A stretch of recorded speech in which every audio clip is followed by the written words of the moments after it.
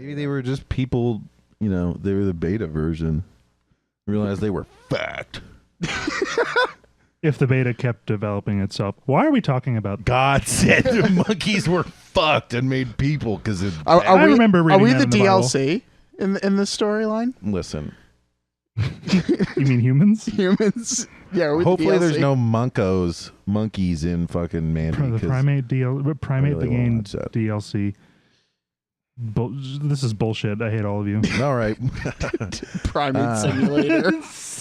Primates. Is that all we are? Is Primate Simulator?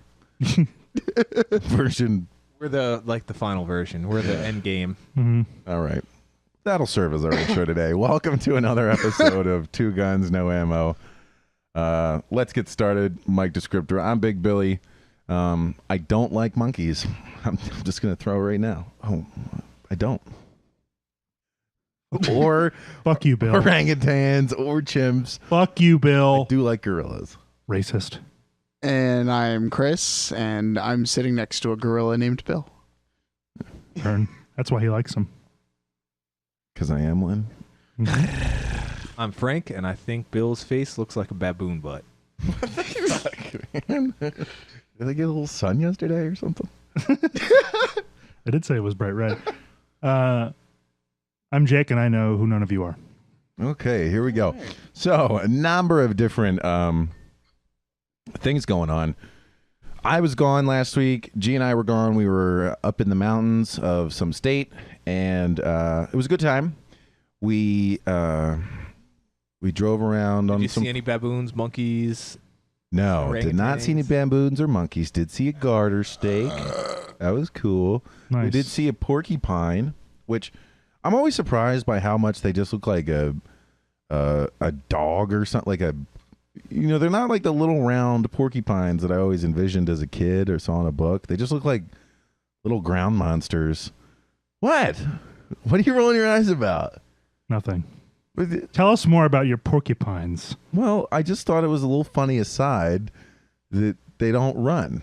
They meander, and then they like double meander because they got spikes, so they don't have to go anywhere quick. Cool. Fuck you. How about that? All right. Fine. I'll tell you the interesting part. Finally. Wait, that wasn't the interesting part? No, there was just porcupine. there was a preamble to the interesting part. Now I've lost confidence in this story, but I think it's pretty good. I lost confidence in it the second you opened your mouth. So the apparently in the area there's a farmer who has yaks, and 3 of them escaped, and 2 of them were recaptured, and one of them he goes, I'm fucking over it. I don't want that goddamn yak pack. Fuck him.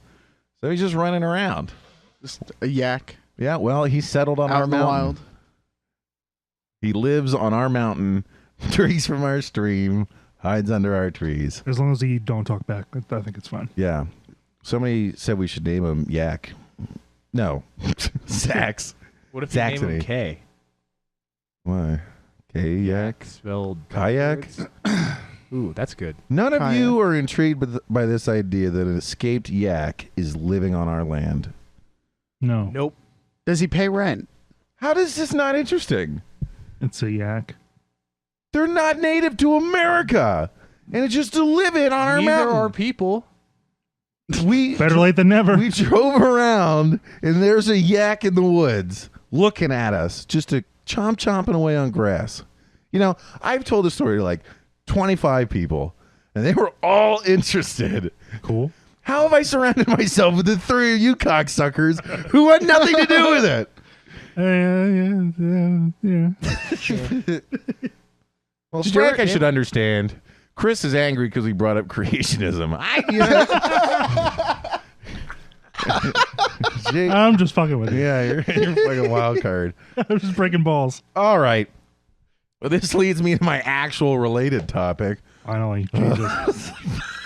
20 minutes in. Come on, it's like 5. Just did the intro. There you go. No, it has wider horns than that. Get the fuck out of my face with your Google. Ugh. I'll give you wider horns. Get In out. the ass. Jake, kick him out, please. You're All right, fired. Bill, get out.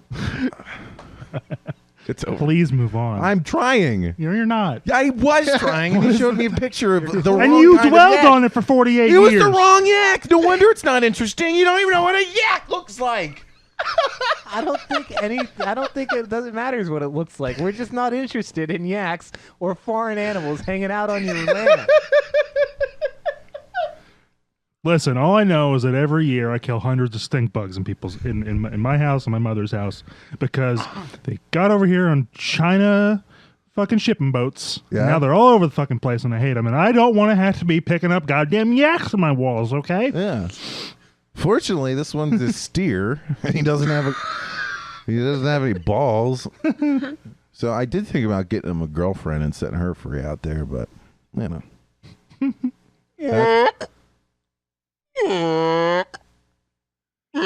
So Kim needed a new TV. Is that what it So sounds? we went TV shopping. Frank's favorite thing to do. Nope. TV. Okay, so the scuttlebutt that I heard, and this is probably factually inaccurate, but I don't know. Somebody told me that the Chinese government subsidizes TV production to keep the costs really low to undercut like certain goods like TVs manufacturing in other countries because they simply cannot make them for as cheap as China is selling them with government subsidy. Well, with Dontron swinging around in the federal government doing tariffs and stuff, I was like, these TVs might be expensive soon. So we went out to get one. And I came to the age-old question of better picture or bigger picture. Settled on better picture. I wanted to future-proof the TV a little bit because we're not going to get one every 2 years up there. We're going to get one every 15, 20, or 25 years. So we ended up getting a 55-inch. I was gonna what? That's all you need. Yeah, and I was gonna go for because we actually have a big room that we all watch TV in, and we don't have like cable or anything up there. We have like DVDs and low quality internet. So decided to get. We're gonna get a Samsung like display model because Samsung's a good brand. They usually have good shit, and I think it was $700. And I get talking with the guy. Who's selling it to me. Now, I think we were at Best Buy. I think Best Buy runs no commission, but maybe not. They're usually not They're very... not incentivized to sell any one brand over the other, to my knowledge. Yeah. They are incentivized to sell you things. They don't care which one you buy as long as you buy one of them. Okay. Well, that makes sense. Because they're never particularly pushy, but they are informative. And I've had such a problem getting real good information on TVs. Every time I read about it, there's so much fucking information. I don't even know where to start. CNET? And what I mean is like where to start my understanding. Like if I'm reading up on a TV, it tells me all this different stuff. And like I can... CNET? Getting the information is one thing. Comprehension of it is a different. And whether or not CNET is great, I have a difficult time with comprehension wherever I'm reading it from. What I really need is someone to explain it to me to give me sort of a foothold, and then I can build from there. Right? Like even figuring out what HDR was, which I think is high dynamic range, better contrast between darks and lights. Is that what it is, Frank? Better colors. Okay.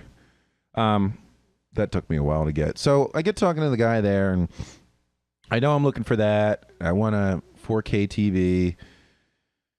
Why'd you go 4K? The way that I explain it is because to people who know like nothing about TVs is 4K is the standard, or I'm sorry, 4K is the HD what HD was the standard. The resolution's better, it's sharper. Yeah, but if you don't have content in 4K... Aha! But I will.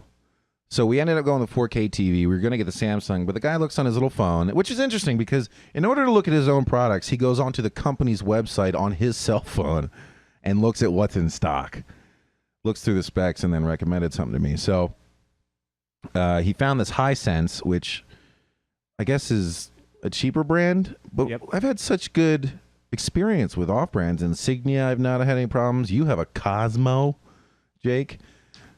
An Orgasmo television, yeah. Oh, yeah. Sorry. And Now you're a man. Sorry. And he found this this Hisense 55-inch HDR 4K with like a 10 color bit card, or I don't know what the fuck it was, or 10-bit 10 something as opposed to 8. So he's like, you get more colors. I said fine, and it was only like $80 more. So we bought that. And then we bought an HD DVD player, so now we have 4K content. How much was the HD DVD player? I got one. It was like a Toshiba or a Samsung. He was trying to sell me the super deluxe Blu-ray or HD DVD? HD DVD. Or did you buy a Betamax after that? No. Wait. Sorry. I had a 4K disc player. Oh man, So like that would be a Blu-ray player. well, there's regular Blu-ray, isn't there? Which is just HD. There's Blu-ray, which is a technology standardized format, and then there's HD DVD. Yeah. Throw HD DVD out the window. I misspoke. Thank God. There's HD, and then there's 4K. So you're looking at Blu-ray. You picked up a Blu-ray player. Blu-rays, can contain non-4K content, but they can also contain 4K content. Yes, they can store a lot. It's of all about information. what. So how much was it? What's put on, what's on the disc. Wait, your basic Blu-ray player can play 4K content? Yeah. There just weren't TVs to. Well, but probably nothing was encoded in 4K either because there were no TVs that could handle it initially. But there's ample space on the discs to encode a 4K movie or what have you. Through discussion with this guy, I was under the understanding that the older ones couldn't necessarily. Well, I'm sure you'd probably have to have a Blu-ray player that could decode it off the disc also. Yeah. So that probably isn't something that was installed before either. And not everyone, since 4K is still kind of emergent technology, and not everyone has their mitts on it yet. It's probably not standard across all Blu-ray players. So good. So we bought like a Samsung. I'm completely spitballing. Yeah, no, I appreciate that because this is the whole reason I got in IT in the first place. I hate feeling like this right now. Like I know enough, and then other people are like, "Oh, are you fucking kidding me? I fucking know blah blah blah blah blah blah. It's so simple." And I'm like, I just don't understand. I feel like a dumb dickhead talking to that jabroni up in Samsung or up in Best Buy in New York. So anyway, I bought it for $80. It was clearanced for $150 deal. off. Yeah. Yeah. And he's like, this isn't such a quality device. We get a lot of these back as broken or whatever. I'm like, I don't care. We're fucking buying I'm not buying a $200 player today after we bought a TV. So we did that.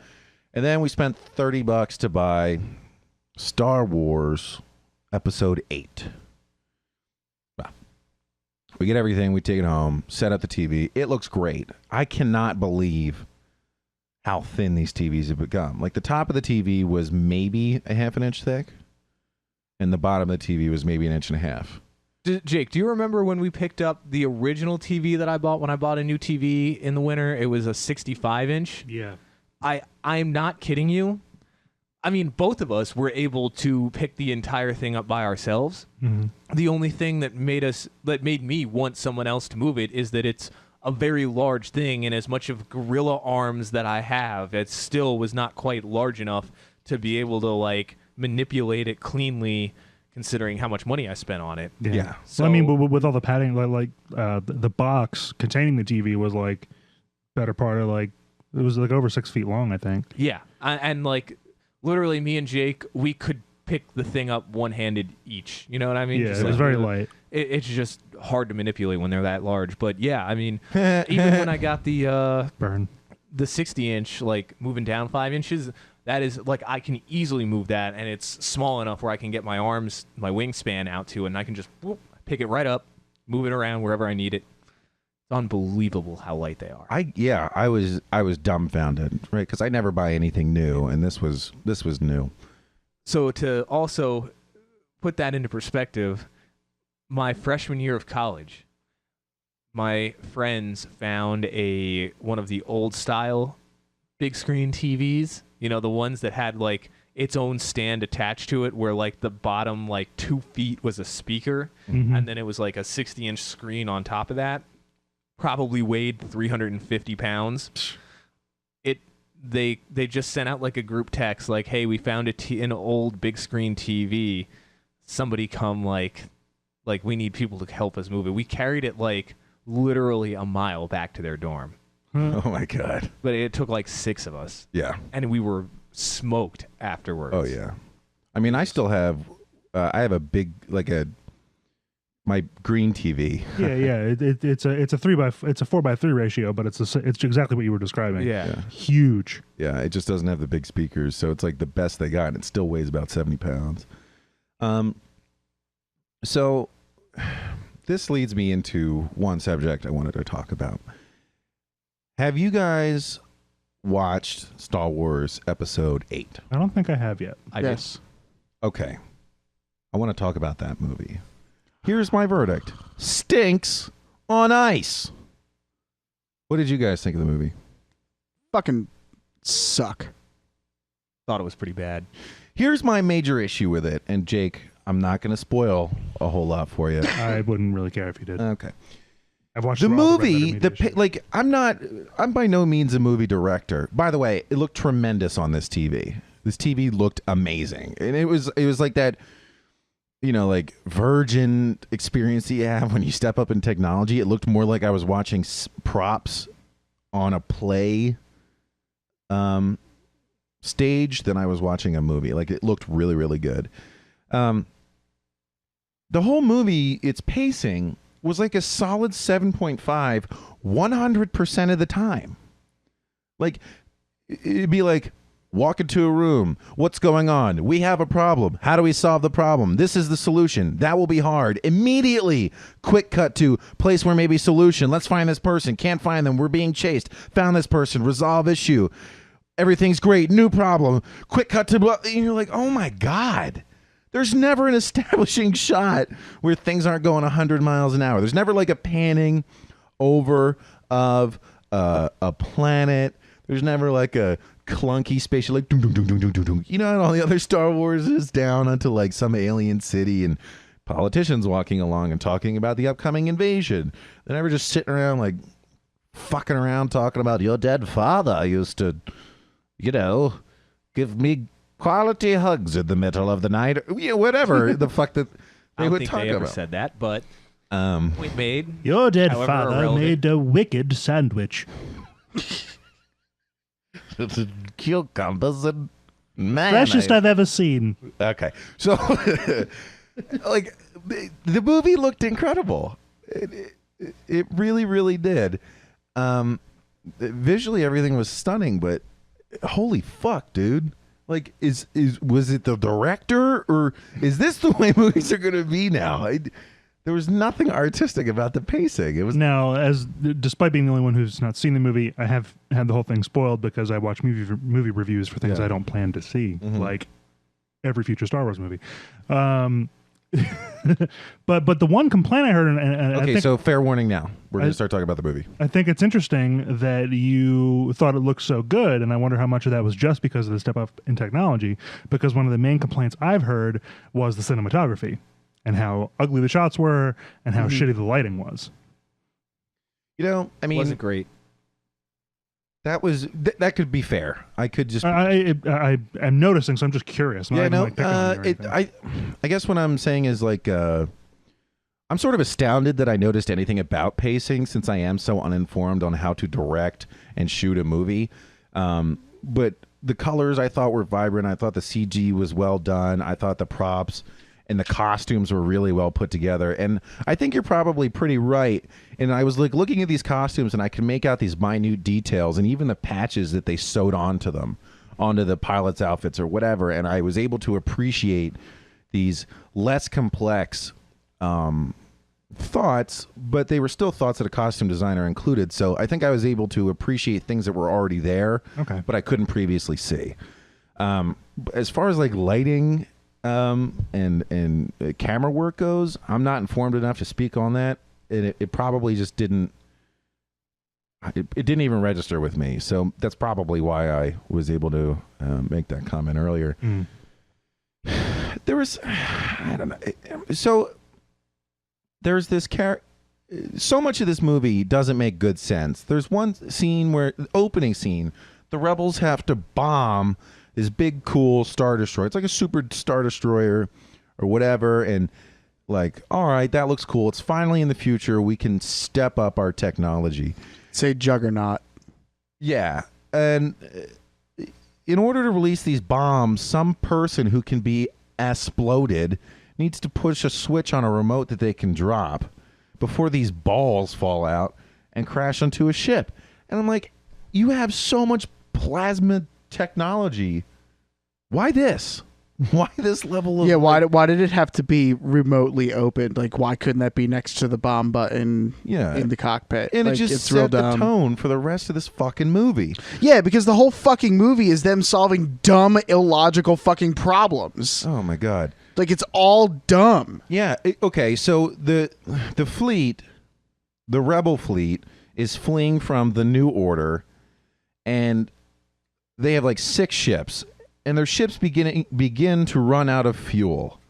And as the ships run out of fuel, they slow down and they fall within range of the pursuing Star Destroyers, which can't catch up to the fleeing fleet normally. And then the ship without fuel then is shot and blown up, and everybody on board dies.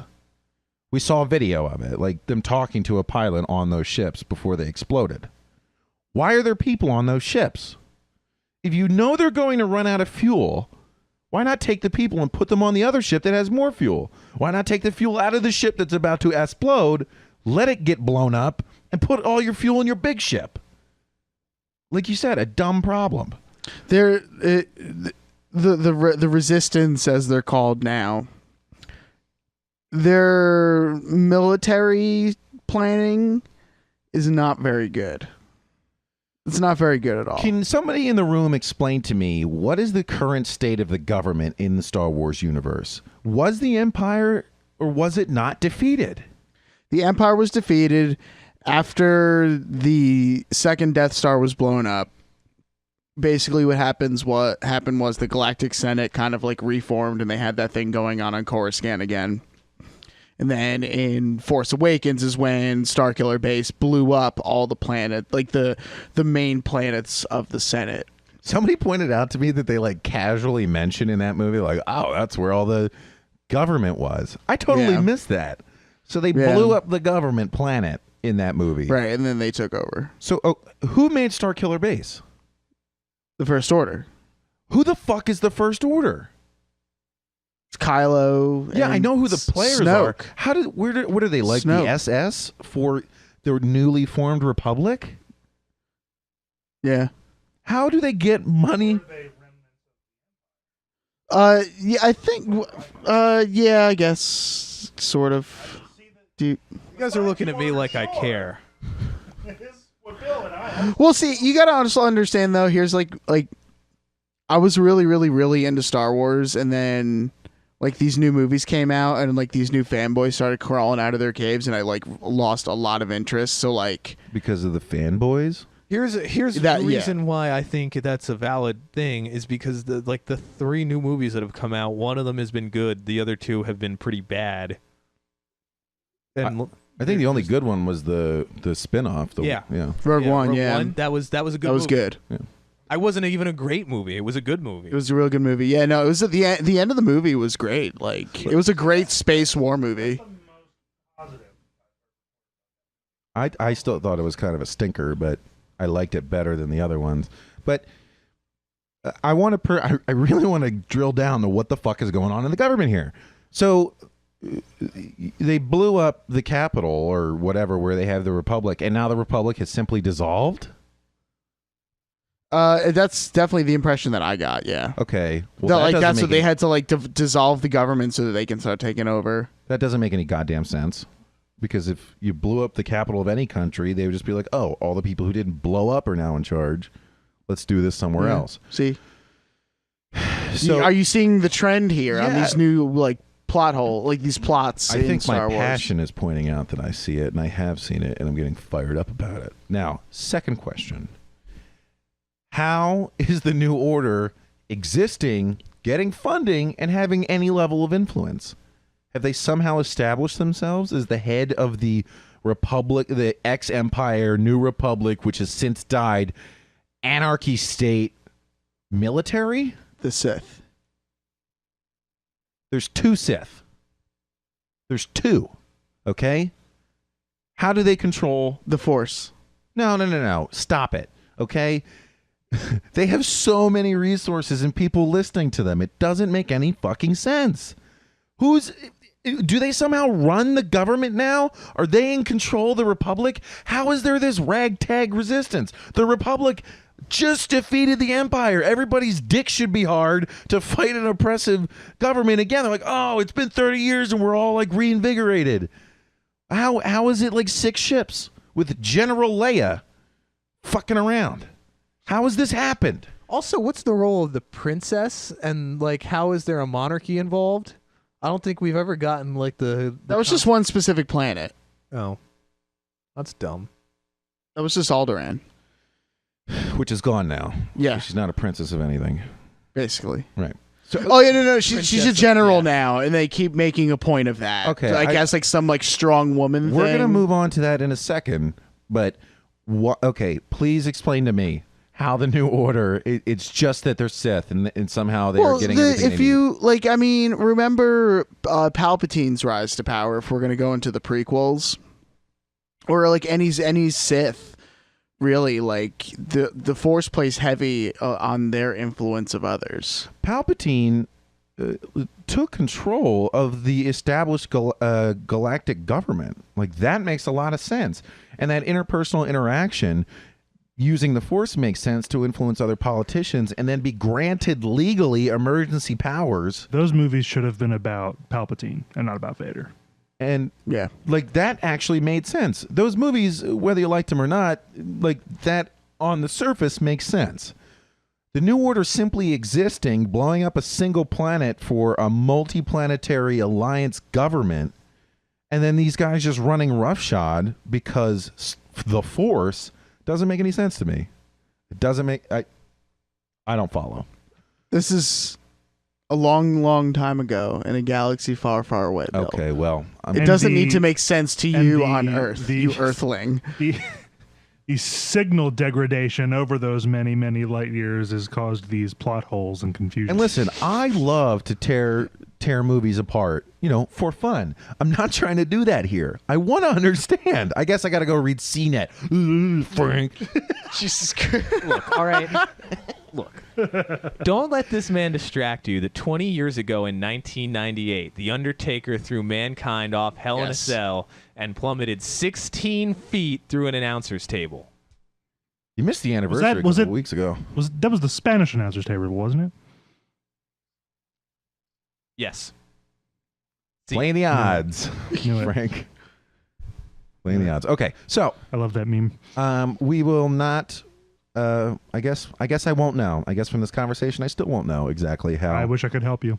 You want to know what my least favorite part of all 4? I didn't see Solo, but all 3 of the new 4 Is Solo movies that out? I've seen. Yeah. Ugh, I'm so disconnected. It's out of theaters. It was in theaters. It's out of theaters. It'll probably be on DVD in like 2 weeks. Yo, it'll be on Netflix real fast because they put Force Awakens on Yeah. Netflix real fast, so that it'll be there. All right, so please tell me. So it's suffering from, like, every major blockbuster action quote unquote movie is suffering from Tony Stark syndrome / Iron Man syndrome / every time something ridiculously scary, dangerous, and almost like someone almost dies, like every time something like that happens, somebody has to make a snarky, cocky comment about it. Yeah. It's not necessary, and completely defeats the, like, almost every single character that makes it, with the exception of like Tony Stark and Chris Pratt in the Guardians of the Galaxy. Mm-hmm.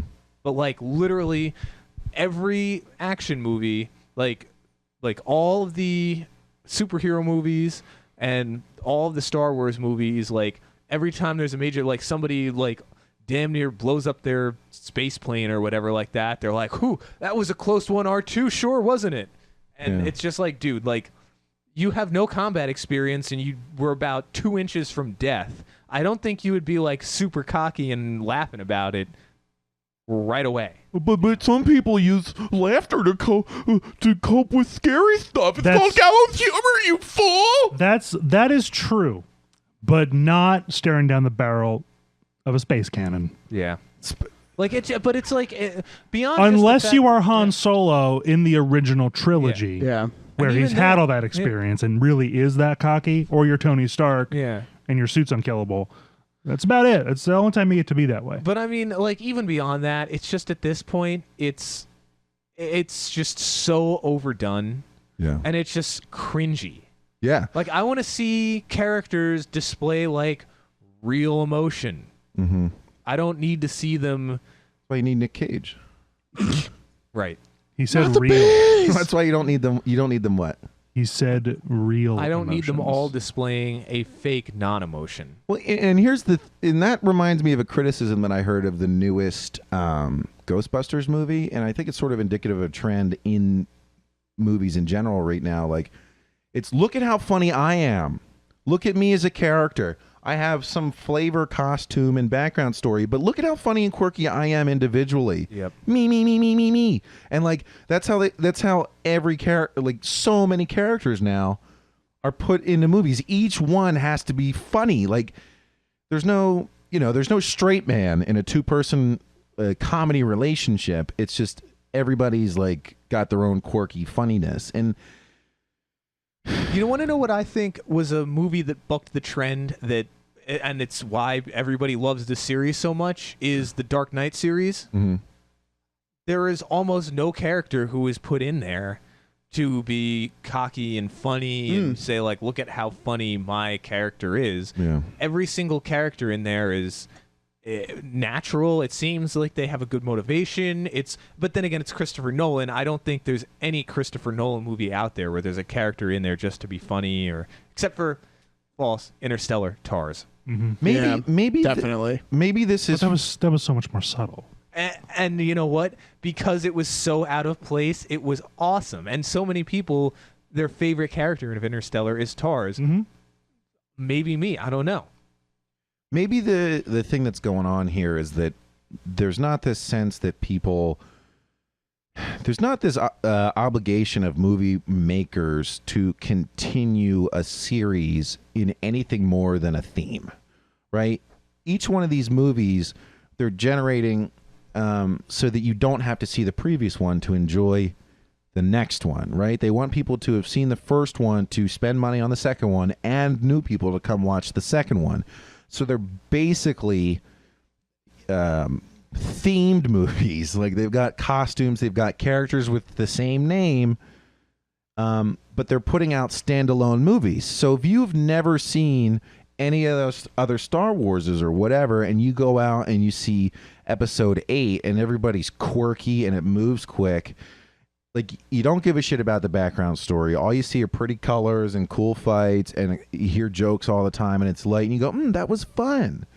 Maybe that's why we're seeing this cringy shit all the time, because they want people who will just come out and watch it once, and then the people who are watching it for the merits of the previous movie are going to spend their money anyway. I think you are 80, if not 95% correct.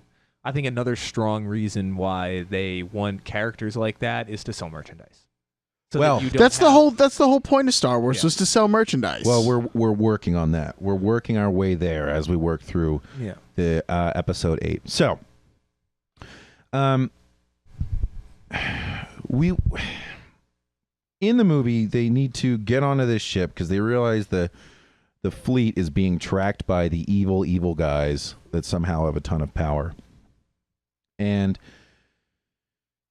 they need to break onto this Star Destroyer without getting detected. So they need a hacker. So they call their big-eyed old lady hacker friend who's zip-zooping around battling an alien with a laser gun through their little hologram camera watch. And she says, go find this other hacker. He's the only guy that can do this other than me, and I'm far too busy to help you save the rebellion or the resistance. And they go, okay. And then the camera cuts out. And this is where the tempo really becomes way too much for me to handle because they go. This is the part of the movie where I left to go take a piss. It's the ex-stormtrooper. What's his name? Finn. Yeah. This new fangirl whose sister blew up in the opening scene on the really terrible constructed bombing rigs that were destroyed. And she's like, my sister died and you were going to abandon us. Flynn was going to leave. He was going to fuck off. And then, but not because he's a coward, for movie reasons that she didn't know about. So he's still cool. So anyway, they go down to this planet and it's a casino and Flynn thinks it's super cool. They're like, we got to find this one guy with a flower on his lapel. Never mind that they have this crazy technology. She couldn't just send a picture of this guy. She couldn't like look up his Facebook, the big-eyed old lady alien, and be like, go look for this dude. Nope, we got to find a flower on our pin. So they're like walking around and everything's very rich and the whole building's beautiful and Flynn is like taking it back. And this is where the time was like, land on planet, look for guy, find guy, can't reach guy, almost get arrested, be in jail, go, we can't find hacker, meet new guy who claims to be hacker, make quirky joke, hacker surprises us, escape jail, run again, get around guards, almost trapped by guards, get on giant racing animals, race animals through town, almost get captured, make quirky remark because we're about to be captured, escape. The whole time. And so like they're on this planet and there's like race horses that they're watching, and as they're looking for this guy they find the guy, but then they do get arrested for some reason because they don't look like they belong there or whatever the fuck it was. Wasn't it something like because they have like a peppers. What? They did not have the peppers. The peppers. The peppers. The peppers. Peppers, please. So they don't meet peppers, please. They don't meet this guy for whatever fucking reason. Do you remember what it was, Chris? Yeah, she was all like, "Man, the animals should be free." So they get down into the prison, and they're like, movie's over." Well, wait, didn't they also talk to a guy who I guess was like a hacker or something like that, who said he was like working with the First Order or something like that, and his whole explanation was like, "Oh, money, I'm a arms dealer, like it really doesn't matter." I have established where we meet that guy. Oh, okay, yeah. They end up in like this brig together, and there's this guy laying down. I can't help but overhear it. Now, is it Benito del Toro? Is that his name? Guillermo. It's Guillermo. Benicio del Toro is Mexican Brad Pitt. He was not in the movie. Yes, he was.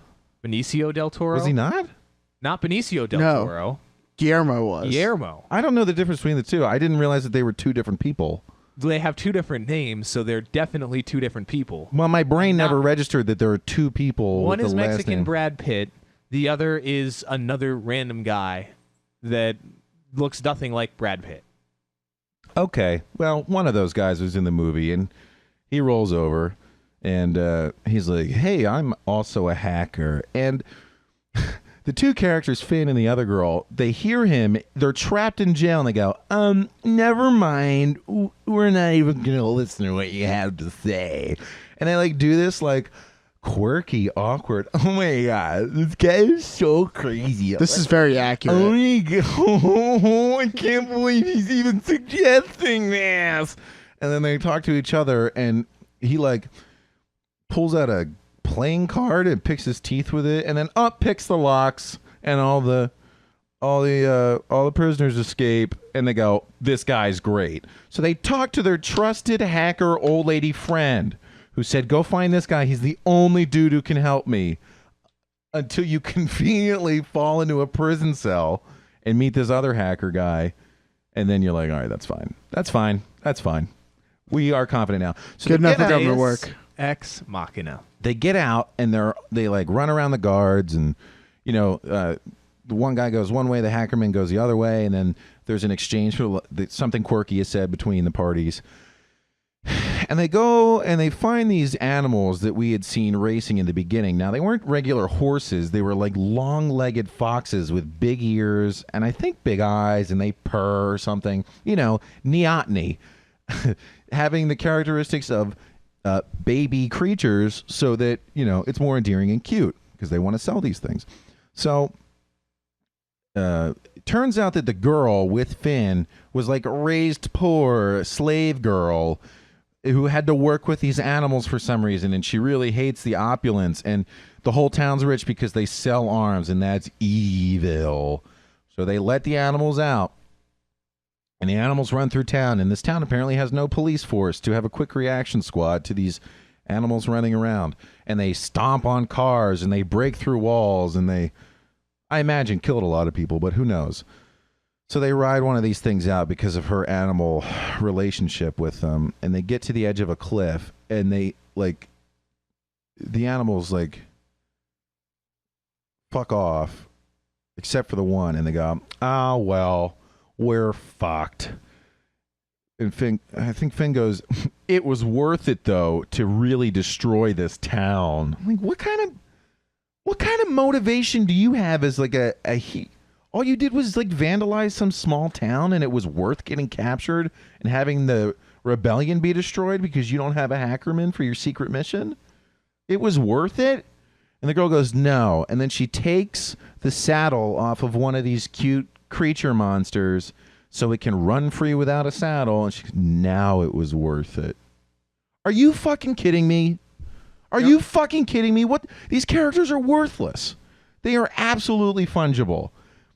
Don't worry, when they're about to be captured by police, Hackerman shows up with a ship he requisitioned, and they all get on and fly away.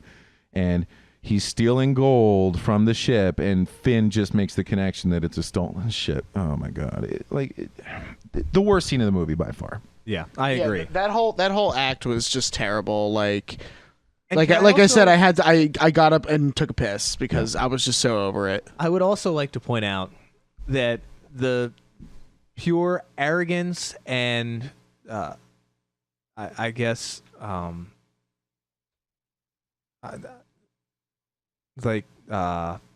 shit, what am I thinking of? I'm trying to think of a word and I just blanked. Hypocrisy is the word that I was trying to think of. Okay. Of one of the richest companies in the world with a movie with one of the biggest budgets ever, trying to make filled with actors making more money than 99.9% of people on Earth, are sitting there making a comment about the opulence of some town or something like that, like clearly making a comment on rich people bad, poor people who like animals good. Like, come on. It was. Oh fuck! I'm blanking now too. It's Oh no! It's the AIDS. It was like that Pepsi commercial with Caitlyn Jenner, where like the protest went back when the Black Lives Matter protests were happening a lot. It was a fun thing millennials did, and we were all so fashionable and fucking peace signs everywhere. Just have a Pepsi. Everything will be better if we just have a soda.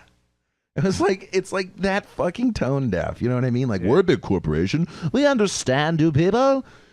No, you fuck off. And it also underscores, in that one exchange, it also underscores this mentality that I really cannot understand when people have it. So Finn and this girl, who I'm sorry I don't remember her name. Rose, Finn and Rose.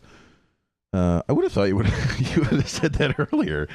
Paint me, Jack. I keep not remembering. They're like, oh, we smashed up this town. The whole resistance will fail, but we smashed up this town, and it was worth it. You did literally nothing. It's a rich town. Yeah. Repair it. No big deal. Like NBD. Oh well, we did some asshole stuff that upset people. It's the equivalent of Las Vegas, and like literally 2 days after a mass murder in Las Vegas, the town was back to normal, and now they sell T-shirts that say #VegasStrong. Yeah, like what? And they're like. That whole thought process, I don't get. You did nothing of like you felt better maybe because you smashed some stuff up, but you literally made zero difference, none. I just don't get it. So the movie moves on, and we have this pilot who in the very beginning ordered the attack with the bombers and got the sister killed and this and the other thing, and he's quirky and fun and he doesn't follow the rules, blah blah blah blah blah. And General Leia in the opening scene gets sucked out into space, then uses the Force to come back in. And all right, they finally answered the question about whether or not she's Force adept as well. Clearly she is, if she used the Force to come back into the ship from space. But then she has to take a nap for the rest of the movie. Here's my question. She's a general. After she's taken out of commission, Admiral Pinkhair is put in charge. Why is a general outranking an admiral on a spaceship? How does this work? It doesn't. Unless she's like Supreme Allied Commander, you know what I mean? Yeah, I don't really care about that. Whatever. It just doesn't make any goddamn sense to me. None of their decisions make any goddamn sense. So they have the lady from Jurassic Park, Admiral Pinkhair, because, you know, she's an alien, but we need to make her look like a woman who's from Earth, but we'll give her pink hair because she's so quirky, right? And she's breaking expectations in past military with her pink hair because the millennials have pink hair. Like, so she gets on, and our favorite pilot walks into the room, and he goes, Admiral Pinkhair, you tell me your plan. And she goes, no. And he goes, all right, I call a mutiny. And then his 5 friends who were apparently in the room, mutiny. And Pinkhair goes, I sure hope you know what you're doing. And he goes, yup. And then I think they like hole up in the room, and then someone breaks in, and it's now awake General Leia, and she goes, hello, quirky pilot who I demoted before I fell asleep. Blam, shoots him with a non-lethal round, and he's taken into custody. He staged a mutiny on the flagship of the Resistance. Just so they spent 30 seconds on it. You could develop that for several minutes. Also, it could have entirely been avoided by her just telling her plan. It didn't need to be secret at all. It did need to be, but he's a fucking pilot. She's an admiral. He doesn't have to tell her shit. This guy already got a ton of people killed. And they spent no time developing it. And like as quickly as I told the story and the exchange, that's how fast the whole scene went. That's the whole movie. Cut. Mm-hmm. So we'll move on from there, and we'll talk about one final character, and that is Luke, right? So he's great. Mark, Hamill's, yeah. Mark Hamill's is great. He's 2 iconic characters. He's Luke Skywalker, and he's the Joker from the animated series. What? It's Mark Hamill. Hamill. Singular. What did I call him? Hamills. Oh my god, I am fucking. Hamills. I am off the rails today. Yeah, Mark Bill, you are Hamsters. so wild. You're a wild What the boy. fuck is going on? I only slept 13 hours last night. Jesus Christ. So Probably just all amped up from 48 ounces of Wawa coffee. yeah, I did eat that, drink that too. So All the above, I'm sure. you know, he's talking to the British actress or the English actress who's now the main character, Ray or whatever, and she's fun, and she's talking to Ben Swallow, who, by the way, I love him in this movie. He improved. I'll be honest. Like the Ray Finn story is the best part of the movie. Yeah, and like he, I love how they mastered his voice or whatever. It's so like low and calm in the whole thing, and He's not a whiny little bitch in this one. Yeah, and he just contrasts Ray and her passion so very well. And you know, throughout the movie, they are like interacting with each other through the Force, and it's not super clear what's going on. But I really, really liked that. I thought that was the strongest part of the movie. It was interesting to see them interact, and they weren't necessarily your cliched characters. She wasn't like, I'm good and you're so evil. Like, you can see them kind of working each other. So Luke's back, and you know, the rebellion flees to this planet, and they land, and there's like salt all over, and if you move the salt underneath, it's red, and you're like, why is that important? It's important for the next scene. Anyway, they're hiding in this cave, and they close the door, and Ben Swallow's there, getting ready to blast his way in. Now, there are these creatures, these crystal foxes, that apparently live on the planet, who run into the cave as the resistance gets in there, and nobody seems to care. Can you imagine if you showed up to a cave to hide from an attack and a bunch of coyotes ran in? You'd be like, I know we're fighting these guys, but shouldn't we be concerned about these wild animals that are just fucking hanging around our base inside with us? What if they bite our faces? But they're cute and they don't hurt us. All right. So they're looking out the door, and the Empire pulls out this this cannon that shoots a big laser beam at doors, and they're like, "Oh, they've turned their oh shit, I'm gonna sneeze." Okay. Excuse me. Did I get you there, Chris? No. Okay, good. So they turn their like Death Star laser technology into, they miniaturize it into a siege cannon that can presumably blow up a door. And they go, oh, they've siege cannified it. I'm like, what? Like, this cannon would be ancient technology that you then developed into a Death Star. It doesn't go the other way. Build a Death Star and then make it into a little cannon that blows up a door, right? It's not like step one is blowing up a planet. So they get ready to blow up the door, and they go outside, or they do blow up the door. Yeah. They shoot the laser at the door, and I was waiting for this movie for like, I really wanted like General Leia to bust out like her little like pocket mirror in her like eyeshadow container and be like, I got this, and reflect the beam back at Ben Swallow. And blow him up and be like, that's what 60 years of being a rebel gets you. Because, you know, I like the joke that mirrors can reflect lasers. I would not be disappointed with that. So they that would be excellent. I would take that as equally as what was given to me. Yeah. Absolutely. And not to upset anybody, maybe Finn has the makeup. I don't know. You know, whatever. So, I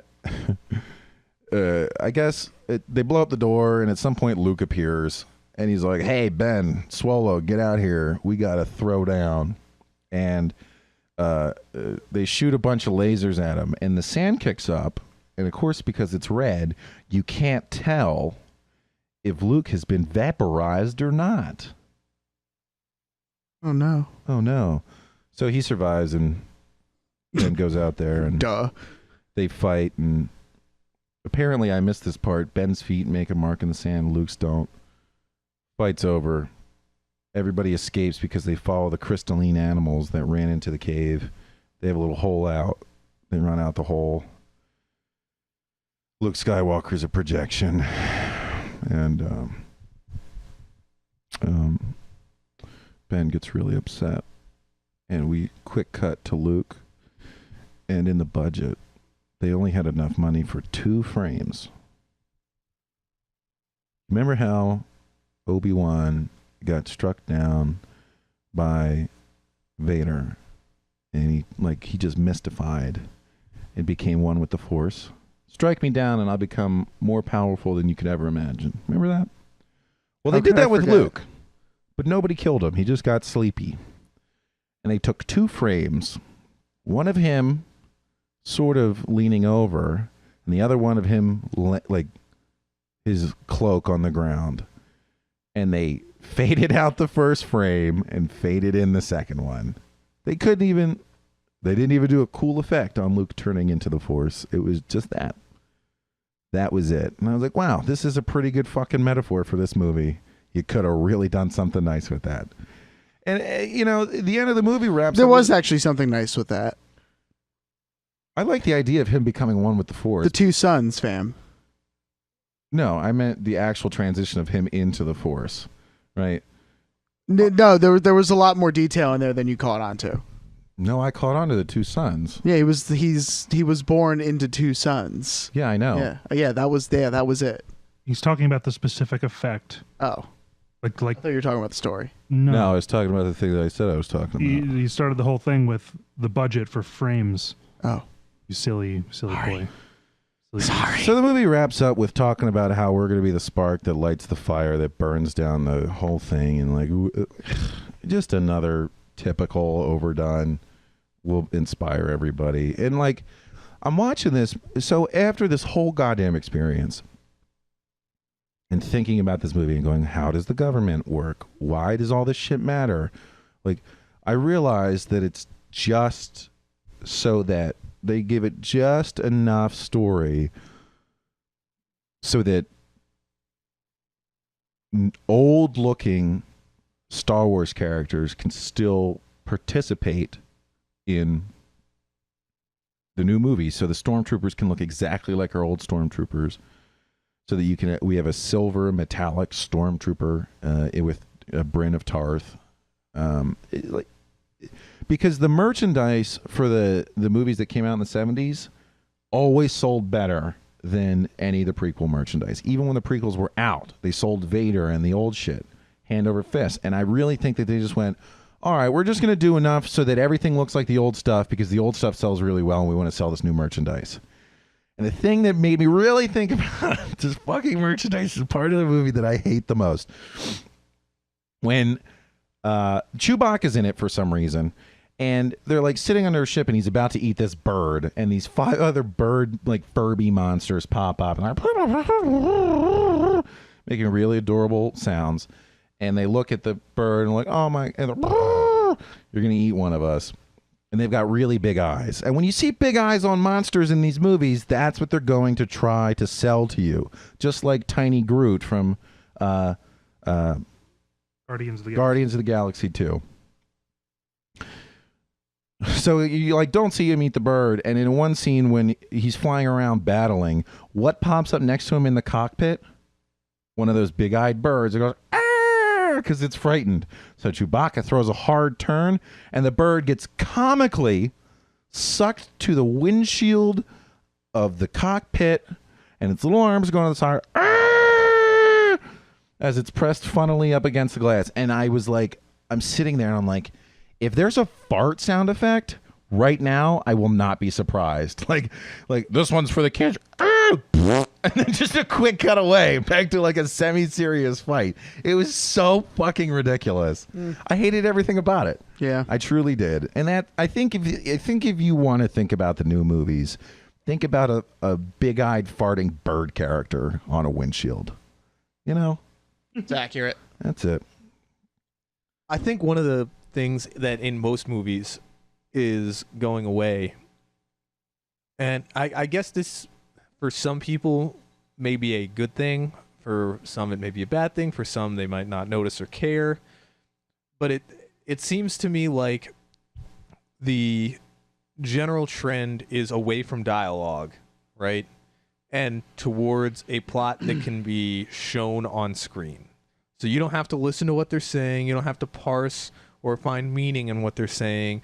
You just look, and they're going to show you these people over on this side bad because dark colors, whatever they're going for, big angular shapes.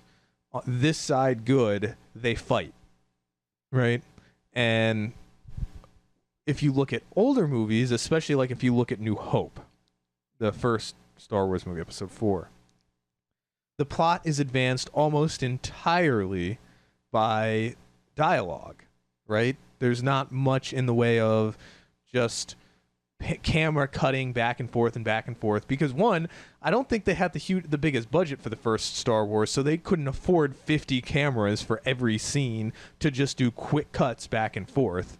And two, the writing was more important back then. I feel like, maybe I'm wrong, but it seems like the writing and the dialogue was more important rather than the on-screen, I'm not even going to say action, but what is shown on screen. Mm-hmm.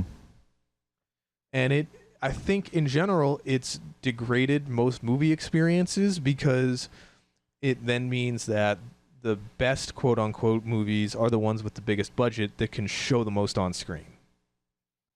And some of the best movies and ones with great budgets in their own right, I think especially of the mob movies like Scarface and Casino and Donnie Brasco, they had huge budgets. They had, most of that went to good actors, right? But they had huge budgets. They didn't have a whole bunch. It's not like they were, I mean, back in the 80s and whatnot, CGI wasn't really much of a thing, but it's not like they were spending a ton of money on effects and whatnot. Most of the money was going to really good actors, good set design, and then letting the actors work in that space. I don't think they do that enough right now. They're relying on showing cool stuff, fun stuff on screen, lots of explosions, big pretty lights, lots of post-production to gloss over some of the stuff that I'm not even going to say is harder to do, but might fall definitely on people who don't want to pay that close attention. The people who want to go to the movie in the middle of the summer because it's got air conditioning and they can get out of the heat and sit there and stare at a screen with pretty colors for 3 hours. They're not invested in the movie itself. And I sort of buy into that, and I don't really mean it in like a condescending way. No, neither do I. I mean, like, if you think about it, there's a subsection. If there's 7 billion people in the world, right? There might only be, and these are just purely hypothetical numbers, 100 million people actually interested in a movie like Star Wars. But if you market it as a movie that has lots of cool explosions and all this other stuff, you might expand your audience by another 200 million people, because there's another 200 million people who are like, well, I don't care about Star Wars or any particular movie in that genre, but if it's got explosions and good CGI, yeah, sure, I'll go see it, you know, and I'll sit there for 3 hours. Yeah, and part of the thing is, I think with the way that they're making movies now, they're just consistent returns, right? You might not get these crazy masterpieces that absolutely blow things out of the water. Like, I feel like maybe in the 90s, or you all of a sudden there'd be this big movie and you're like, holy shit, and everybody's really shocked by it. But now I think you can more reliably predict what kind of money a movie's going to be in, and that's really what I believe the industry is looking for. It doesn't need to make $10 trillion or whatever. They don't need to take a chance it's going to be a huge hit. They want to know if they put X amount of dollars in, they can expect to have a Y dollars returned. Are you explaining the fact that entertainment has become a product and not an art? Yeah. Oh, I guess I didn't put it. All right. I think more importantly, Well, at least the big budget stuff. That's one of my major complaints. Is it used to be a pride on studios, and I guess it still is, but it used to be much more of a source of pride and a drive for movie studios, and maybe I'm wrong, I'm not in the movie industry, to have their big budget, big name movies win awards and be good movies. Now it seems that the big budget blockbusters that come out, the stuff that comes out a lot of times in the middle of the summer with huge budgets, $200 million for the movie, another $100 million in marketing, they don't care if it's artistically good movie at all. They just want something that's going to get people into the movie theater consistently. Yeah. And they'll rely on these indie movies, or quote-unquote indie movies, but lower budget movies that they might release in December to actually carry their award nominations. And I want to see movies that have the budget, a huge budget, but that are done to try and make a good movie. You guys see La La Land? No. It was, I think, an incredible movie. And it was like a half musical, a lot based around jazz, where Ryan Reynolds actually is a jazz musician. And who is it? Emma Stone is an actress in L.A. Isn't it Ryan Gosling? It's one of the two. It's one of the hot Ryans. Okay. Yeah. Does it really matter which one? They're actually Probably both no. really good actors. Yeah. It might be Ryan Gosling. I think it is.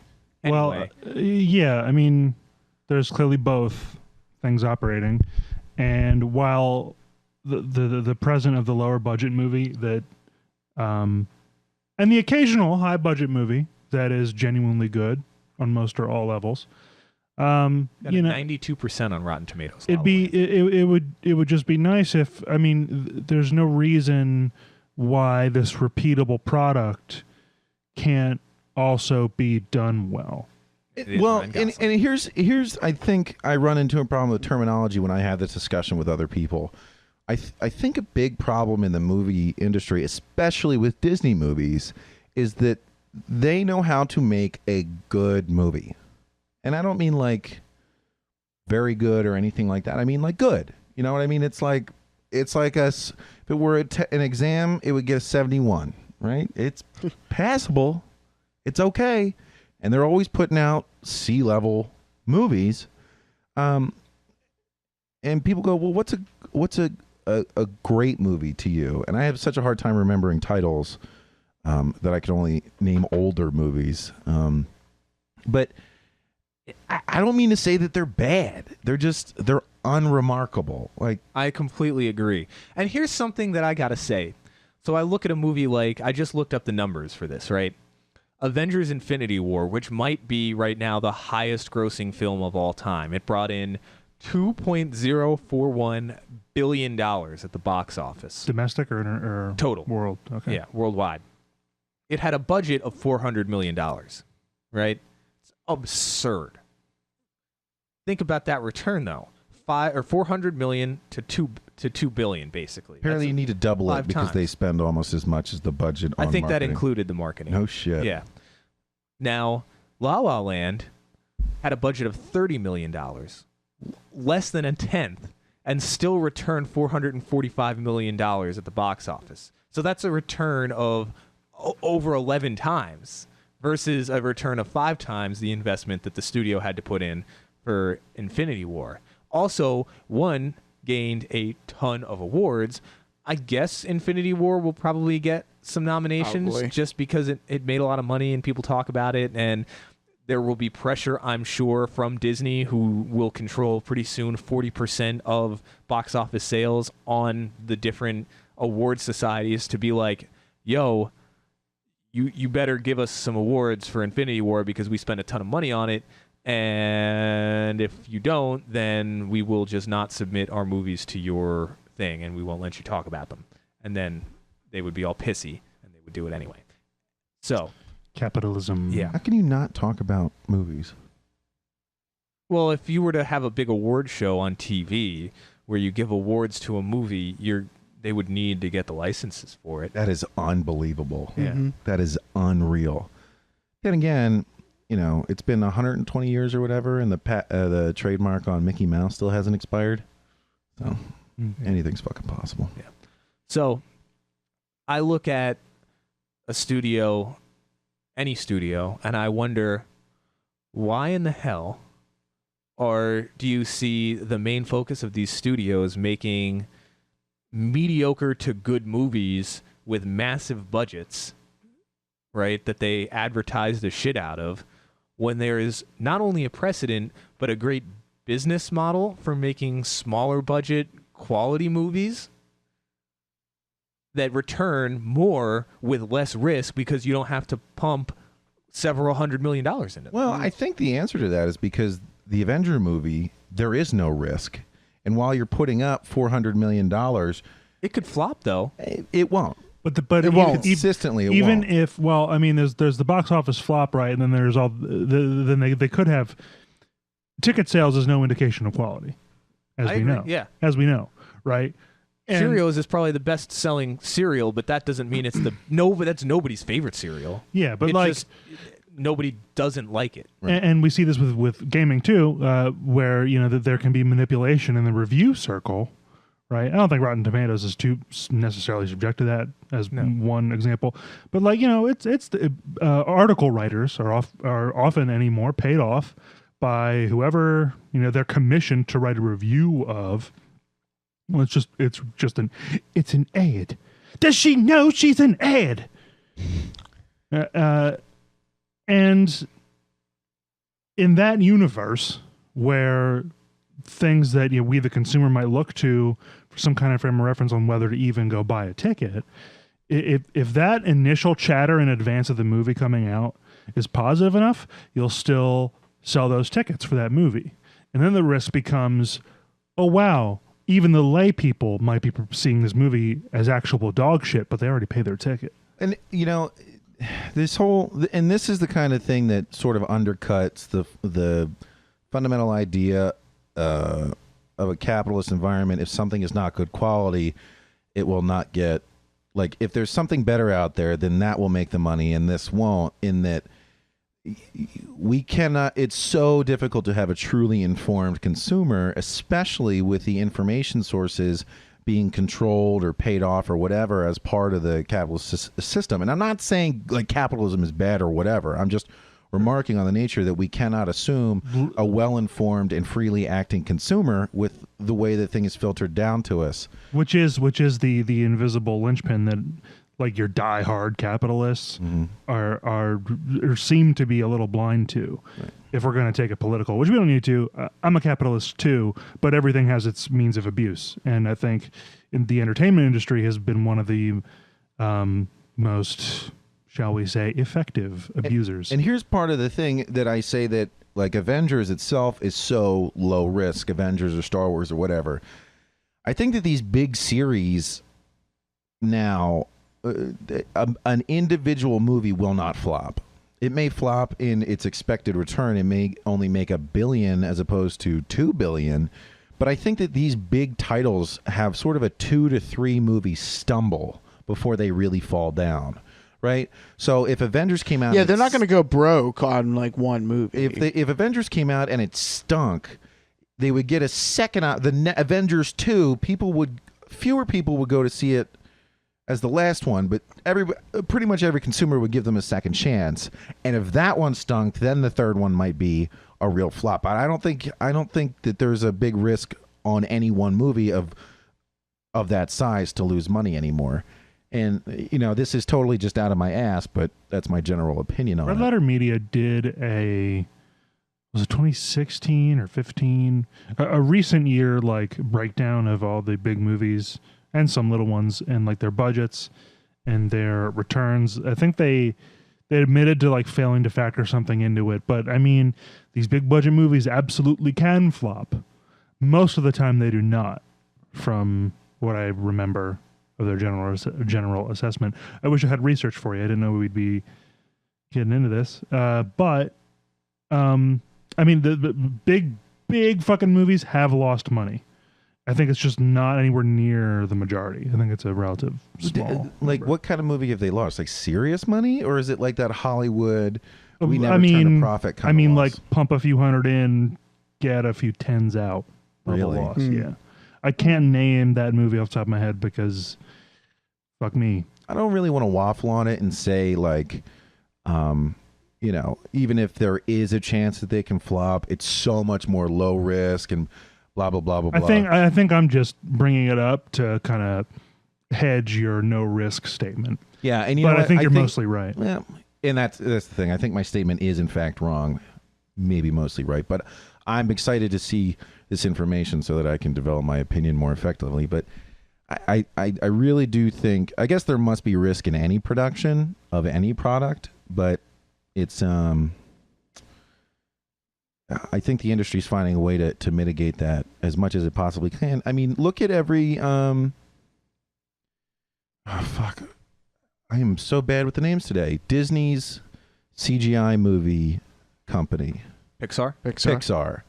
Look at every Pixar movie. Like, I remember when Inside Out came out, and like, the 5 feelings were personified in this little girl's head, and each character had like sadness was a thing because the little girl had sadness, but sadness also acted sad. And I was listening to like Preston and Steve talk about this movie, and they were blown away by the genius of that anthropomorphization. And I'm like, this is like, you guys definitely could have thought of that if you sat around and talked about it. Like, it's not. I mean, people will be like blown away by these movies that I don't really find to be too earth-shattering or remarkable. That was a good movie. It was another good movie, but this idea of personification of a feeling that also exhibits that feeling is. Well, you also Whoa. have to remember, Bill, that like depression is becoming more accepting these days, and that was a really effective way to put it in a way that a lot of people who didn't previously understand depression will understand it. So That doesn't. Okay. Except, I mean, it was sadness, not depression. well, but that's what they were going for. Are you, Bill? Are you hanging up on the fact that one detail they were blown away by, or by because every Pixar movie visually looks good regardless, and yet somehow people are always still blown away by it? Or It's sort of this sense of each Pixar movie that's put out is of similar quality to the previous one, and people are blown away every single time. And I hear how great it is, and then you watch it, and you're like, I mean, this is pretty good. And like, and I was using that as an example. People were like, they were like rocked to their core by the genius of taking all these emotions and making them little people that have those characteristics. And I'm like, that's not. It might have made an enjoyable movie, but it's really not all that incredible. And well, I think the other thing you have to factor in is not everyone's terribly thoughtful, generally speaking, about introspective things like one's own feelings. yeah, and I'm not upset about it. I'm just sort of.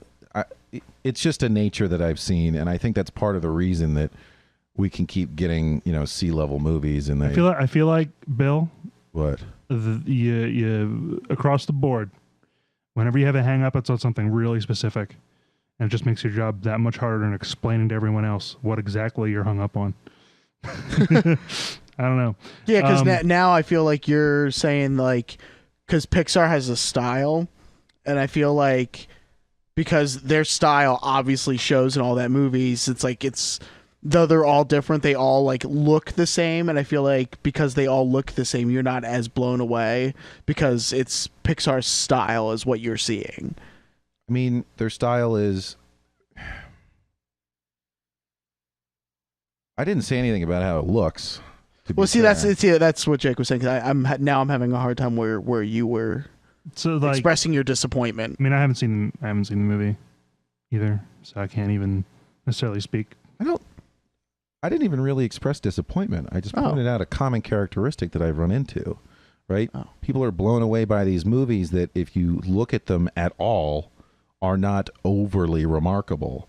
They're like C-level movies, or like C-grade movies, and Well, that's just like your opinion, man. I guess so. But like Pixar's style, it's the same. So much of it is formulaic. It does look similar. They have similar emotional tugs. They have similar exposition of somebody's feelings, a build up with some tears and shit. It's just like these kids movies, especially that we get. They're all.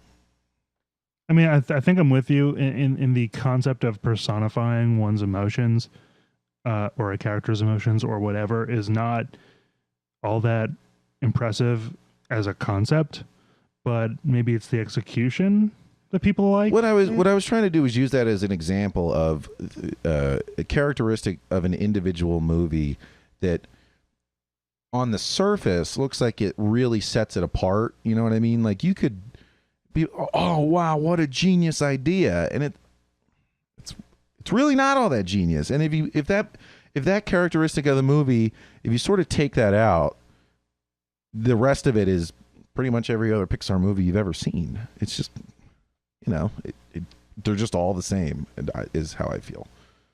So there you go. Neat. Yeah. I haven't seen it. Well, whatever. I might not.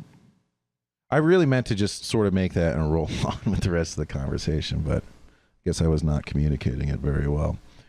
I don't know. It's okay, Bill. Well, whatever. Next time you can ask me some more questions, Chris, so that maybe we can More questions. Some more I must questions. ask you a question, but I'll save it for later. All right. Boys, we're over 90 minutes. All right. Ooh. We talked about movies. Let's take a quick break, and we'll catch you on the flip side. Let me suck your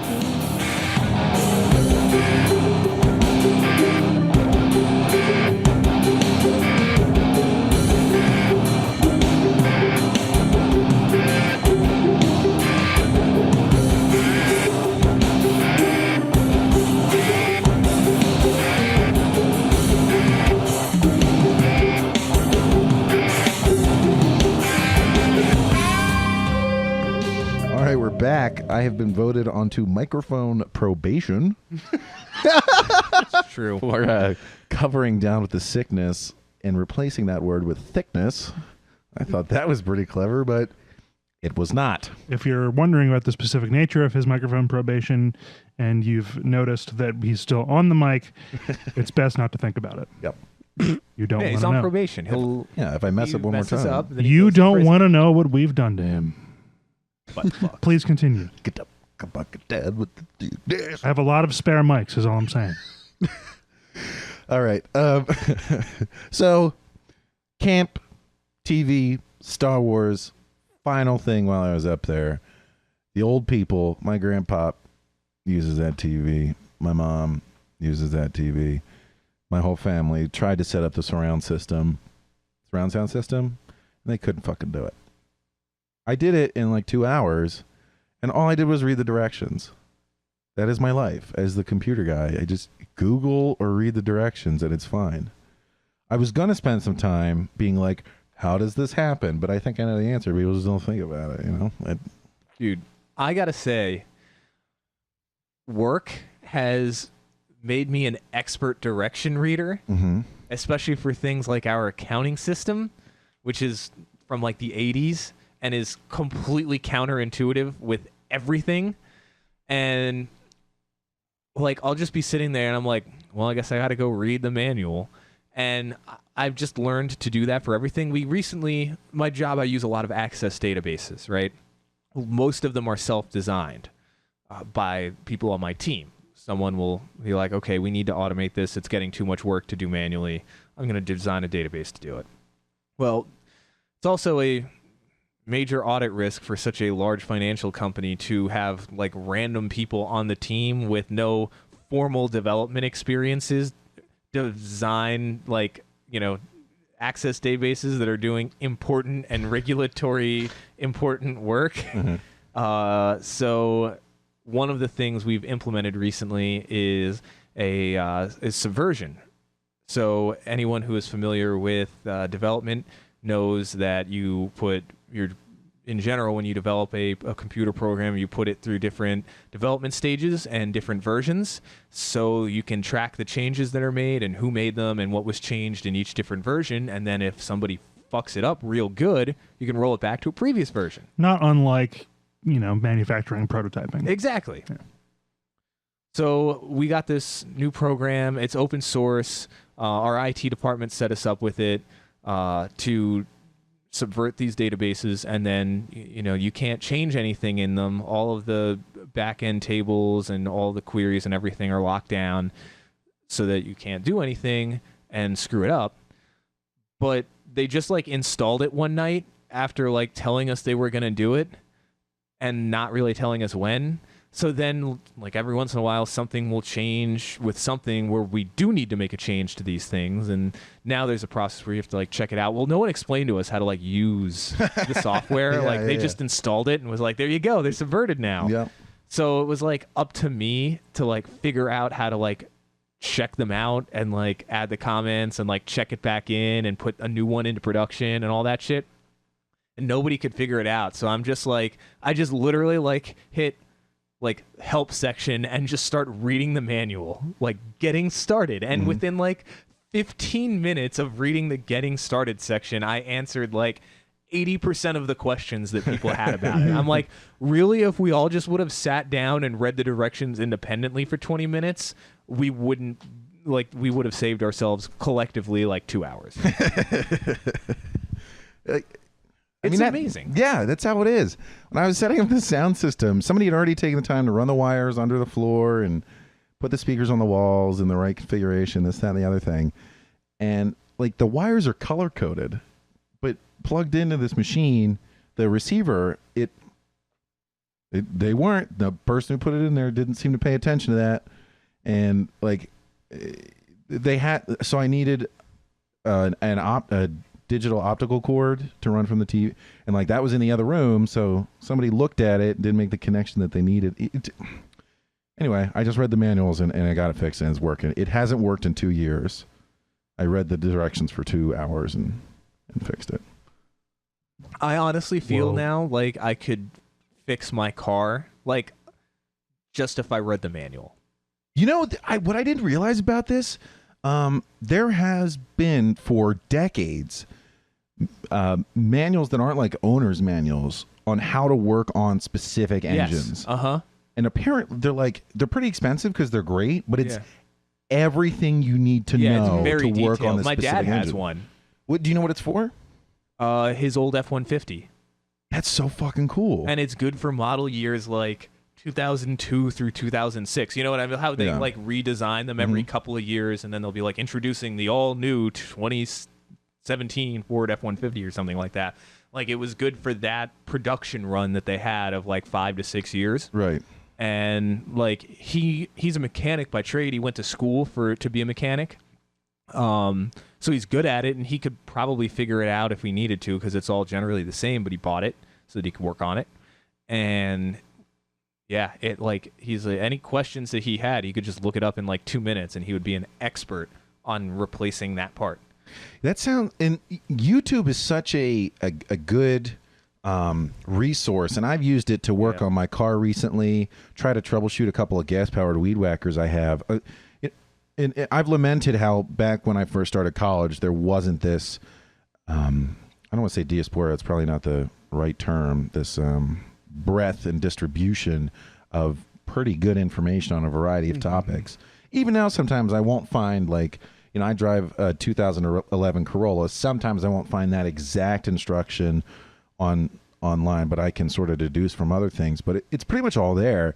And in my brain, because of the way that it thinks and the shortcomings I have in sort of seeing other possibilities outside the box, I would never think that maybe they made a 400-page book that tells you every goddamn thing you need to know, mechanic or not, about this engine, right? And I just think it's so super cool. That's like, and the older I get now, and the more I might sort of like slow down in my like attention, I like baseball more now. You know, it's really slow. Starts to happen once you get to about 30. Yeah, you're just like, oh, okay. I'm like, you know what? I don't mind taking a day and reading a couple pages in this book and twisting some bolts. I can't wait to own a house and then just do shit. And if I don't know how to do it, just like go look up YouTube videos of how to do it and then be like, okay, I'll give that a shot. Yeah. Worst case scenario, I fuck it up and then I pay a contractor to come fix it. Yeah. I know not to mess with certain things that I could legitimately fuck up that would like actually either hurt me or cost like several $1,000s to fix. Right. So, you know, if I fuck up drywall or tile in a floor, like, well, I just take the tile out and have somebody that is good at it do it. Yeah. Like I've been thinking, you know, I play a lot of sports, and I'm like, I kind of want to quit all my sports and like rebuild my fence in my yard, you know, because I don't know how to do. Is this how a dad is made? You know what I mean? I wonder about that sometimes. I think so. Yeah, I think basically my prediction is once I get like further into my 30s and like I start slowing down significantly in my athleticism, because right now I'm 27, and that's sort of like your About physical. 2 years from your peak. Am I? Yeah. I thought 27 was your peak. I mean, now maybe this is wrong, but for professional athletes, most people consider like a professional athlete's peak 28 to 32, with like the real peak coming in like the 29 to 30 range. Yeah. That's where after that they'll start to, maybe you'll either see them top out and go downhill or just top out for a year or two. Yeah. So after that, when I have to give up on my dreams of playing at a world-class level or whatever, I think I'll move into full-on dad hobbies, you know. Play guitar. Hey. Wear AC/DC shirts. Hey. lay a patio down. You can have that. You know, so Start wearing jorts. yeah, but No, never. you I know, will never. I wear own jorts. jorts and I wear them sometimes, and they're wonderful. so are they custom made? Did you cut them Fuck yourself? no, they're dirt cheap. I'm not gonna lie. I'm not a big fan of denim in general. Not a big fan of jeans. I love jeans. I like jeans right until I begin to sweat. Yeah. Like at all, and then my jeans are so uncomfortable. I'm like, is there like, is something sticking to my body? It like makes me. I'm like, I hate moving my legs in hot jeans. Not to sound like a yuppie or anything like that, but I have a couple pairs of Dockers that are just so comfortable. Like, dear Lord, they're so much softer than jeans, and they're lighter than jeans. And like, I wear them to work, and I'm like, I can't believe I'm allowed to wear these at work. These are too comfortable to be. Yeah, dude, I love my dress clothes. Dockers. Like every Dockers I own, I fucking love them. They're perfect. It's not yuppie to wear Dockers anymore because I have bought a number of pairs from Goodwill for $4. Yeah. Right? So you don't even Solid. need to be an urban professional to afford them. You can be an elderly societal dreg. Like me. To those out there judging me right now, not for being a yuppie, but for wearing Dockers to work, I have a casual workplace, quote unquote. I can wear golf shirts too. What's wrong with Dockers? I thought they were like almost slacks. Yeah, they're almost. yeah, slacks. almost. Whatever. You're not a Yeah, fucking exactly. lawyer. I know. There are people out there. Y'all are that will talking judge you. about like the nuances of male fashion, and I'm a little bored. Is the word I was looking for. If we start talking about cargo shorts, will I get you hard? Yeah. Dude, I'll be pitching a tent immediately. Camo. In my Camo cargo in my shorts. nighttime urban camo cargo shorts. You're just jealous. I like the Dude, idea. as soon as the sun goes down, I'm invisible, bitch. And I can carry a lot of shit. Except for your white skin. Shut up! I'd like to Silence! The moonlight would make you blaze like a beacon. That's what the knee-high boots and the Under Armour long-sleeve boys and the tactical gloves are for. Okay. If I ever ran into Jake in a very, very dark alley, I would just run, and then like the moonlit You shone would just on see him. my limbs. I would just run away and just scream, "The beacons are lit! Gondor calls for aid!" I think if I ran into him in an alley, I'd be like, "Excuse me, sir, can you give me a ride home? You look kind." Yeah, if you suck my dick. Well, only if he can smell it If first. he's got to smell Yeah. it he's first. gonna smell the shit out of it when he's sucking it. and scene. If you guys didn't know, in the break we watched the music video Smell yo dick. by Risque featuring Avians and Real. Who I'm sure you all have heard of. Yep. Yep.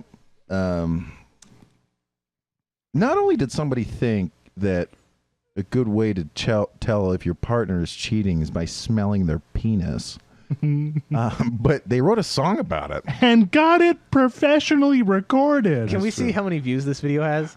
It's And be trillions. very disappointed in the fact that it's several million more than what we have.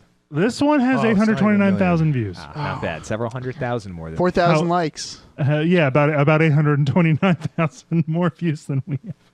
But I mean, this probably isn't the only version of the video on YouTube. I'm not gonna hunt it I down. love how they had to specify to us that this is the official video. I mean, So if you watch music videos on YouTube, like 49 million of them say that.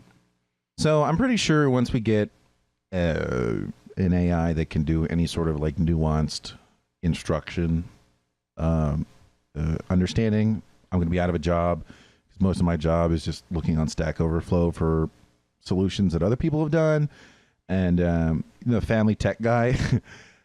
Like as time goes on, even the old people in my family are learning to use Google. So now I'm less and less necessary. And like while I used to lament about having to do something every time I went over to like my grandma's house. Well, not my grandma. I'll do anything for my grandma. Like my mom's house or my uncle's house or whatever. And they're like, "Can you fix this?" Oh, just read the directions. Now that I'm not needed, I'm sort of sad about it. I'm like, I could fix this for you. I could have read those directions for you. Could have done it, and then what if I'm important?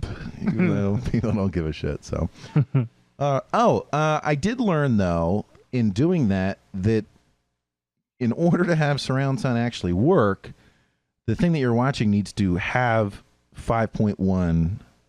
In order to have 5.1, it needs to have 5.1 audio.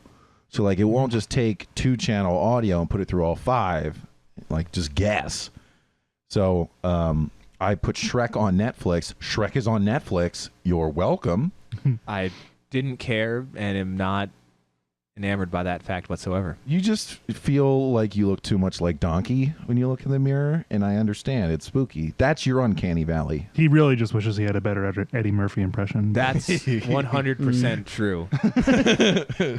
And we all know that I would be Lord Fuckwad. I mean Farquad.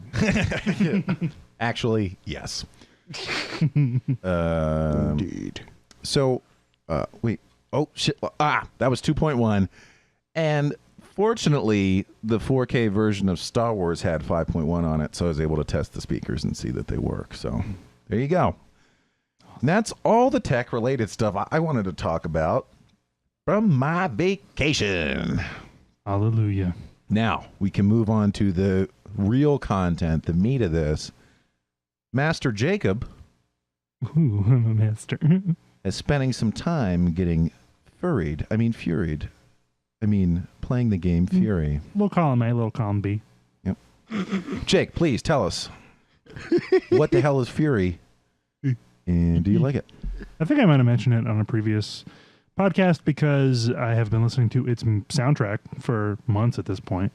The game came up on Steam sale, I think, because we're in the middle of that right now, Steam summer sale, for like $8, and I was like, yeah, give me.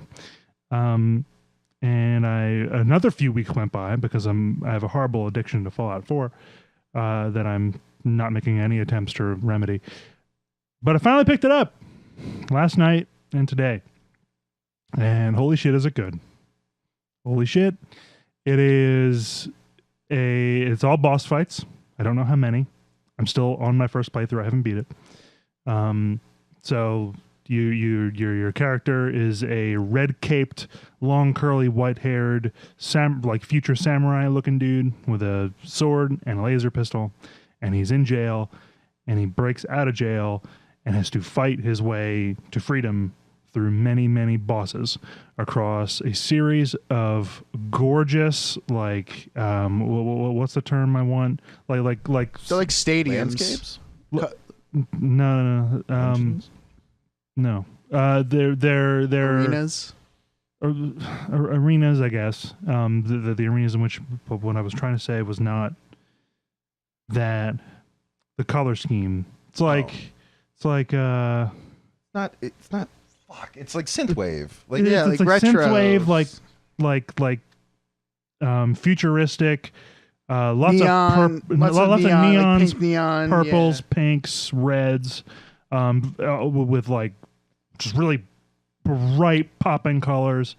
The gameplay between boss fights is just you can either use the stick to walk slowly and nothing else from point A to point B, or you can just tap A and the game will walk for you as the dialogue iterates, which I'll talk a little bit more about momentarily. And then the boss fights themselves are pattern fights at their most basic, but they have a ton of variety.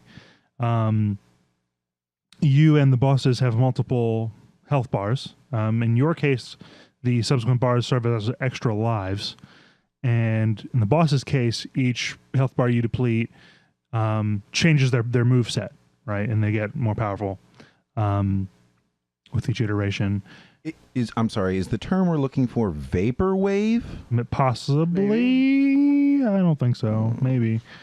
But very very artsy sci-fi. Lots of really cool scenery that your character walks through between fights. Really sets the atmosphere. And have any of you seen Afro Samurai? I have not. The short anime, the American version of which was voiced by Samuel L. Jackson. It's like 7 episodes long with a movie. Awesome little show. But but I won't mention anymore. Basically, there's the protagonist who says little to nothing, and then there's a second character who is accompanying you and doing all the expository dialogue between fights. And he's a dude with like a weird looking staff / like mic stand or something with a gigantic rabbit head on his head. He's clearly human. You can see like his jaw and his mouth move when he's talking. But he just kind of like randomly like pops up all over the place, like never walks with you, is just standing somewhere like staring at you as he talks. And the next time you see him, he's just magically in some other spot. The correlation to Afro Samurai being, I'm 99% sure the dude's completely in the protagonist's head and not a real person. That's cool. It hasn't been confirmed. The story itself is really not. It's there, but it's extremely light on detail. It's just like, the fella is talking about how he was also locked up with you, and how like you're helping him escape also, and he gives like little descriptions, very vague descriptions about the person you're about to fight. Oh, this is the one who led the team that took you down, and here's a bunch of vague stuff about him. This woman's like super arrogant. She's going to talk about trying to save you, but ignore everything she says. Kick her ass. So there's kind of like a psychological complex going on with the guy you play. And the boss fights, while they're pattern fights, I mean, they throw a lot at you. It'll be straight sword play where you're dodging or parrying. It'll be you didn't see too much of this, Bill, as I was playing, because I'm on a new boss I haven't fought yet, and I die immediately. But a common theme is like creating moving mazes out of like projectiles, and you have to like watch a bunch of little laser balls that are slowly moving around the screen, and you have to navigate around them as you're trying to accomplish some other task, like destroying a weak point or just hammering the enemy with your laser gun or just dodging because there's so many moves coming at you. Things like, it'll be like a morphing grid of energy balls that can hurt you, followed by radiating, floor waves or like wallish waves that radiate out, and you have to dodge. Your dodges kind of like phase you through moves for the most part, so you can just go. You just warp to the other side of like a oncoming wave, and you won't be hurt by it if you time it right. But it's very fast, very tight controlling, very simple mechanics with hair-thin dodge and parry windows. Really? And it is hard. It's very hard. Does a pretty good job of, the first couple fights letting you see the mechanics without going too easy on you. There is an easy mode. I think it's called Promenade, and it's like, don't play the game this way unless you either A, are garbage, or B, want to encounter the story without much of a challenge. It's not meant to be played this way. Like, that's how they describe their easy mode, and I'm like, yeah, okay. So I'm playing on normal and getting my shit wrecked. And I'm pretty good at these kinds of games. There's a lot of overlap with Devil May Cry, but faster, much faster. And while the moveset itself is smaller, you're up against a lot more. So you kind of, and your pistol is both offensive and defensive. Like it'll destroy most projectiles, or at least damage them as they're coming toward you. So you can, and it has a charge shot too, so you can like wipe out multiple at once, or like put a really hard hit on the boss. And you're not required necessarily to approach each enemy any specific way. I mean, the tells for parrying are very clear, like the weapon shines, but you still have to nail it. You have to nail the button press for it to count. So, and then of course, once you get their health bar down, there's a new pattern you have to figure out. Now instead of having an arcing wave that's radiates in a circle, it's going to be 3 of them. Or it's going to be like a gigantic laser beam that's going to sweep across the map, and you have to dodge across it. Lots of variation, lots of like, the occasional quick time event where you have to like shake out of them grabbing you, or just winning like a lockup of say crossed blades, for example. A lot of cool variety, and kind of meandering. The one thing about the multiple health bar system is each, if you die during your enemy's given, so say it's their 3rd health bar, if your health bar depletes, you lose a life, you lose one of your health bars, but you then get full health, and your enemy, you have to restart that enemy's health bar again. Yeah, Just the bar. just that bar, not the whole fight. If you lose all 3 of your lives, you have to restart the whole fight. Okay. So, which is, harkens, 3 extra lives is like the go-to all the way back to the early days of Zelda, right? and games like it. Although, I guess But it's nice because it's in the middle of the same fight, so you can continue the action, right? Mm-hmm. Okay. Yeah, and a lot of times it'll be like a little cutscene of them. The one dude I was stuck on last night, he would like jam a spear through your back and like pick you up, and you'd like break off and like tear it out of your chest and resume the fight. Like it's cool. It's very cinematic, and intense while still being like cartoony. I love it. I'm going to play the bejesus out of it. So this health system, you like that? It fits. The whole game, like 99% of the game, is the combat. You only fight bosses. Okay?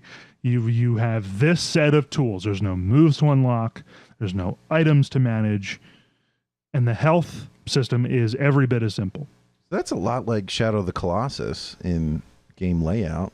Right, that one. Yeah, I think you could do anything from the very beginning. Very much so. Except instead of tackling colossi, it is every enemy I've encountered has been man-sized. Okay, but they've been very individualistic and wild fights.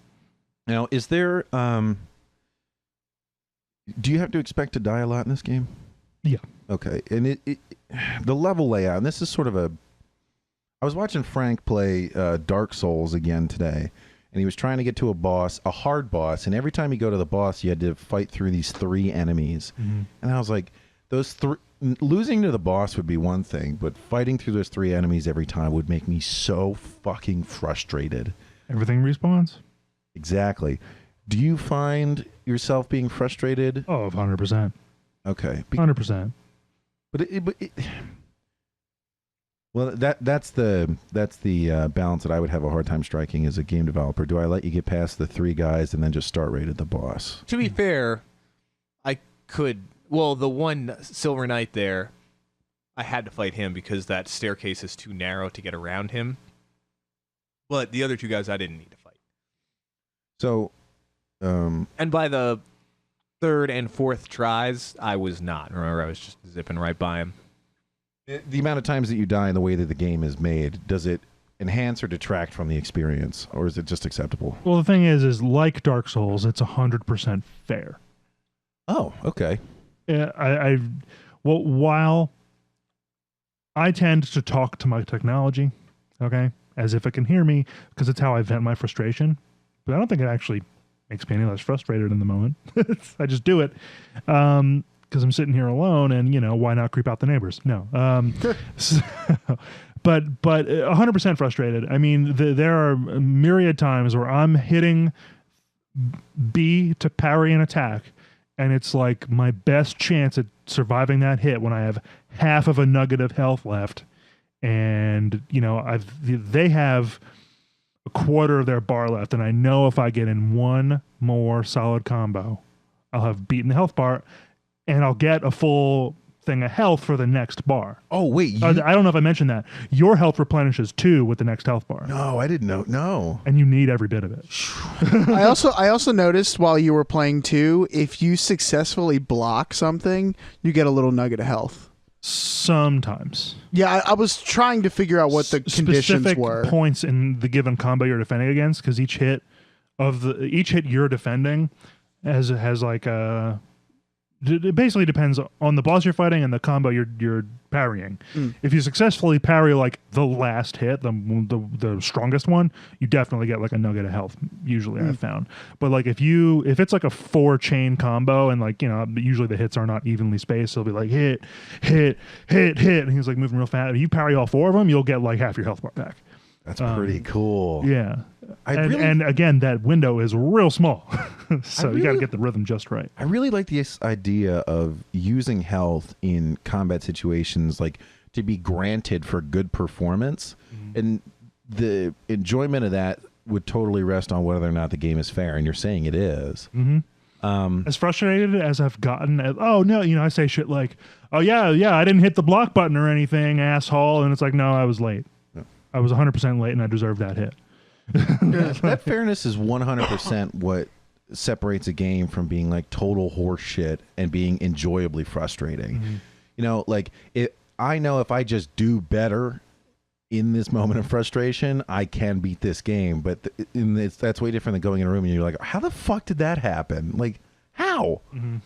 So that sounds pretty neat. And, I got to say, I'm a little bit shocked that this game is turning out to be so good, because when we initially looked at it, there's just certain quirks to it that are, I wonder how hard it got worked on or what kind of resources it had. Like, even when your character walks, like their feet move, but their torso doesn't move at all to reflect walking, and they sort of slide along the ground. There's a little bit of sliding. He's barefoot, right, against his dark clothing, so you can see when his feet clip through the ground real easy. If he's like going up a ramp, like his torso won't like lean forward to like stay upright. It'll just tilt evenly back at the same exact sprite. It's a fucking indie game. Yeah. Like, whatever. That's not why I'm here. I'm too busy like looking, like checking out these cool camera angles, right?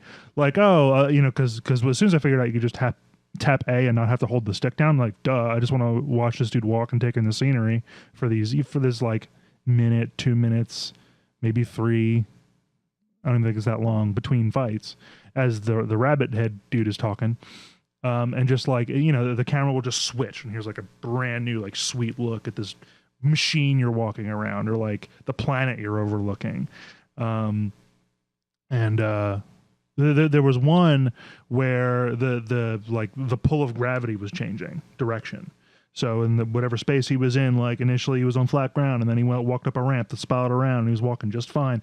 And the next camera angle was boom, like, you're watching your guy walk upside down now for like the next little bit. And here's another spiral ramp, is coming back around, he's sideways on the opposite side, you're now facing him as he walks towards you.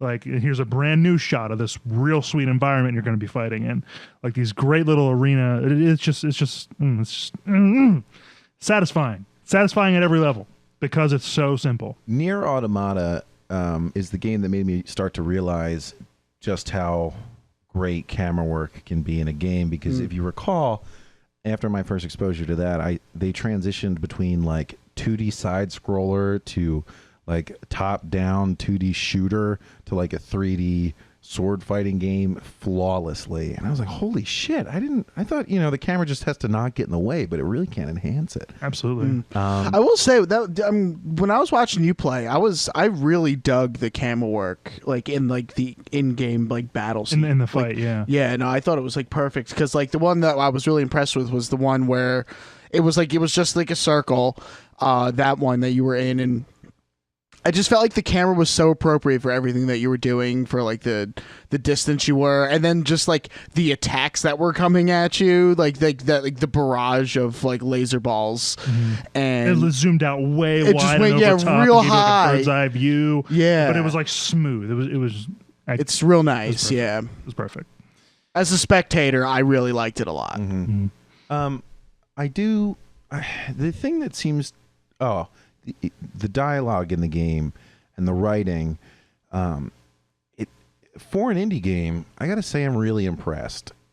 It from my exposure, it walks along this line of almost being not great, like Her Lie I Tried to Believe, which we reviewed, and you're just like, what in the fuck? And it's obviously not professional, and nor is the voice acting. But every time they have a chance to fuck it up, they don't. Well, how much of the dialogue in Furi have you?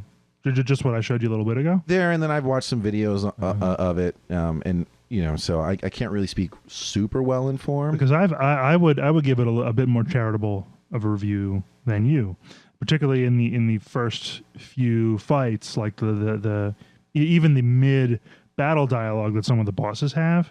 It's just like. There's one dude, he's a scrawny little old man, but he manipulates time, and he fucks with you that way. He's like the second or third boss, and he like as you're walking up to him, has like some, you know, borderline like profound shit he's saying, and like all the expository dialogue is not straightforward. It's the dialogue itself seems stylized to me, and well in line with the visual stylization as well. It's definitely not. There's nowhere near too much of it. There's just enough. Like everything else, there's just enough. What they went over the top with on the game as a whole was the visual style and like what the bosses will throw at you. It's like, have him shoot lasers. Why? He can just spawn 48 million little laser balls you have to navigate around while doing all this other stuff, while making the area immediately around him, you know, unlivable for you. So figure it out. No, why? Doesn't matter. They don't set it up. They don't explain these people in any great depth because it doesn't matter. You just, this is what they can do. Deal with it. You know, this game reminds me a lot of is No More Heroes. I don't know if you guys are Doesn't familiar. ring a Oh, in art style, it reminds me a lot. And in that one, there's like a world full of like assassins or something, and you battle your way up the ranks and you win money from it. Side note, one of the characters, while he's attacking, it'll play little sound bites of him like talking shit, and one of them is getting your jollies. And like, if I had a soundboard in my life, I would play that all of the time. Nice. Getting your jollies. I would use that shit every day. Every day. But my 50th on the microphone, by the way. Yeah, call attention. My name is Bill.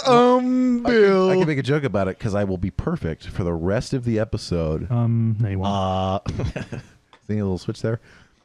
The thing that was the hardest for me as a passive viewer was it seems to have this style that I'm really used to, sort of a little bit of a distance, third person, over the shoulder camera angle for this kind of sword fight. A little bit more than Dark Souls. It like pulled back a little more into the left for whatever reason. Over the shoulder is almost a misnomer because it's just, you're just way back. Yeah. And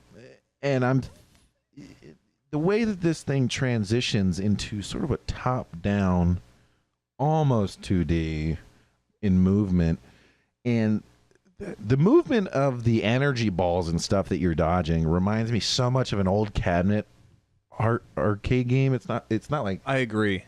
yeah, yeah, and like, you know, it reminds me of God damn it, what's that game called? not Galaxy, it's not Space Invaders?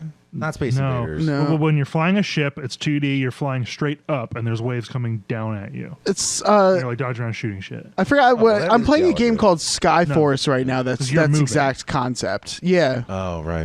Where it's like you're Kinda pretty reminds much me of- going forward, and there's just like planes with lots of guns it's coming planes, at you. It's much higher detail Yeah. than Galaga. It's like a 32-bit or Yeah. Oh, is it like 1942? No. The It's like airplane? Oh yeah, it's like that. Yeah, it's like that. that might be another game. It's style, yeah. Yeah. I don't know. It made me think of like asteroids, right? Because Yes. in asteroids you spin around and the things you can kind of. It's jarring for me, and I don't mean that in a negative way. Just when I watch it, like the tone, the art, the camera art tone seems to change so much from that what I'm used to this almost 80s arcade style that I'm like, huh. Now, was that hard for you to overcome at all, or does No. it just feel supernatural when you're a player? I gave it zero thought because I was too busy dodging millions of little projectiles that were going to hurt my precious health. I was too focused on whooping that asshole boss's ass up and down the curb. Carl likes to use the acronym BTA, beat that ass, which Just like that. yeah, just throw that around because it's. I find it to be pretty confusing because I know it's trash talk, but it also feels like he's coming on to me. You know, Frank. enough, Frank. Frank, not on the mic. Oh God, Jesus. Enough. Didn't even lube up. No. You know, there's some level of nuance that sometimes I think we should employ. Not And- me. Nope. Wrong. Well, that's the end of that one. Jesus. Um, I think I see where you're coming from. For me, it wasn't any kind of issue. I will take whatever joke you make and beat it down our audience's throat. Cock first. Good. So everything about the combat you seem to enjoy. Do you have any sort of qualms with the mechanics of the game or anything like that?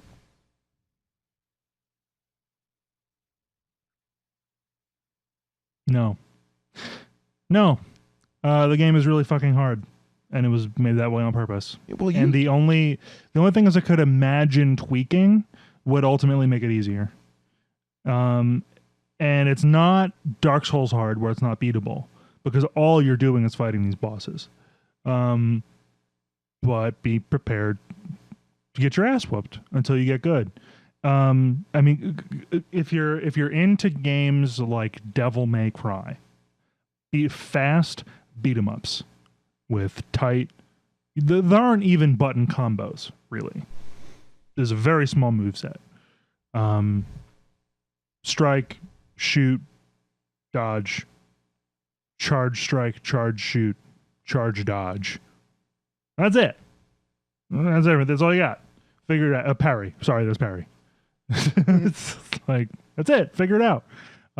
So I mean, like, no. I dare say it's a perfect little game. wow. I dare say it. Ooh. And we've had the discussion before when it comes to these indie games. If you nail the mechanics, then you're pretty much. That's all it set. is. Yeah. What did you spend on it? Like $12? $8. $8? Yeah, it's not on Steam sale anymore. I just looked. It's Yeah. full price. Full price is $20. Honestly, if you like the style of game, 100% worth it. Yeah. If you're iffy about it, wait for the next Steam sale. I was curious. I saw you in here playing. It's a Steam game that you have on your PC, but you're using a controller. Oh, yeah. What made you go with that decision as opposed to using a mouse The keyboard? Fury tells you should use a gamepad. Oh. It says strongly recommended, and I believe it. Mm-hmm. Yeah, I really can't imagine that being played on a keyboard. The nice thing, I think I mentioned it on one of the recent episodes, was all I had to do, it's my Xbox One controller. I just unplugged it from the Xbox and plugged it in the computer, and it worked immediately with no problems. Brilliant. There are issues using it with my PC version of Devil May Cry, most of which I'm pretty sure are Devil May Cry's fault. But yeah, I mean, plug and play. It was such a simple. I mean, how do you screw that up? So, 100% recommend, mainly because your shooting is, well, everything you do, the shooting, sword swings, and dodges are all aimed. There's like a limited auto aim. If you rely on it, it will fail you. It's not for that. Really, it's just kind of like to help you out a bit when you're at extreme distance. But like, if the enemy pops up behind you and you are facing away from him and you hit the dodge button, you're going to dodge in the wrong direction and get hit. If you point the stick in the wrong direction, you're going to dodge the wrong direction and get hit. Likewise with shooting and swinging. So you do kind of have to constantly be pointing toward the enemy. Or its projectiles or what have you, other vulnerable points, and doing that with how the game is built, with something like forget about keys, mouse, not really, because there is no real marker to gauge how you have. I haven't tried it, to be fair, with the desktop controls, but I don't really want to. The analog sticks are flawless for it. And the right one is fire. You just hold the stick in that direction. You just start shooting. Huh. Pew, pew, pew, pew, pew. You don't have to mash buttons or nothing. It's brilliant. That does sound really great. Brilliant. What a bunch of really great ideas. And then if you want to charge fire, you just hold the trigger down until it's charged, and then you charge fire in the direction you're pointing. This sounds to me like a game I would be really terrible at. I feel pretty terrible at it, and I've gotten several bosses through. I think I'm on like 7 or 8 now. Definitely neat. I'm really excited that you're playing it. It's all timing and reflexes and pattern recognition. Mm-hmm. Does it remind you of Dark Souls at all? More Devil May Cry than Dark Souls, Okay. but the challenge level might be analogous. Okay, cool. Might. There are harder difficulties, which I intend to fail at miserably for an extended period of time until I get good. But,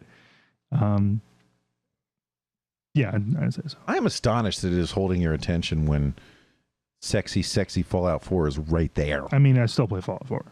Yeah, but I mean, how do you even have a side piece going on, with the allure of it? Several. I mean, I still pick up Metal Gear Solid. I still pick up Wow. Devil May Cry, of course. That might be about it right now. I still haven't started Hyper Light Drifter, which I think you also bought. I failed to get anything in the Steam sale. Okay. I was off in the woods, and I really let myself down. Well, Hyper Light Drifter was like many, many episodes ago.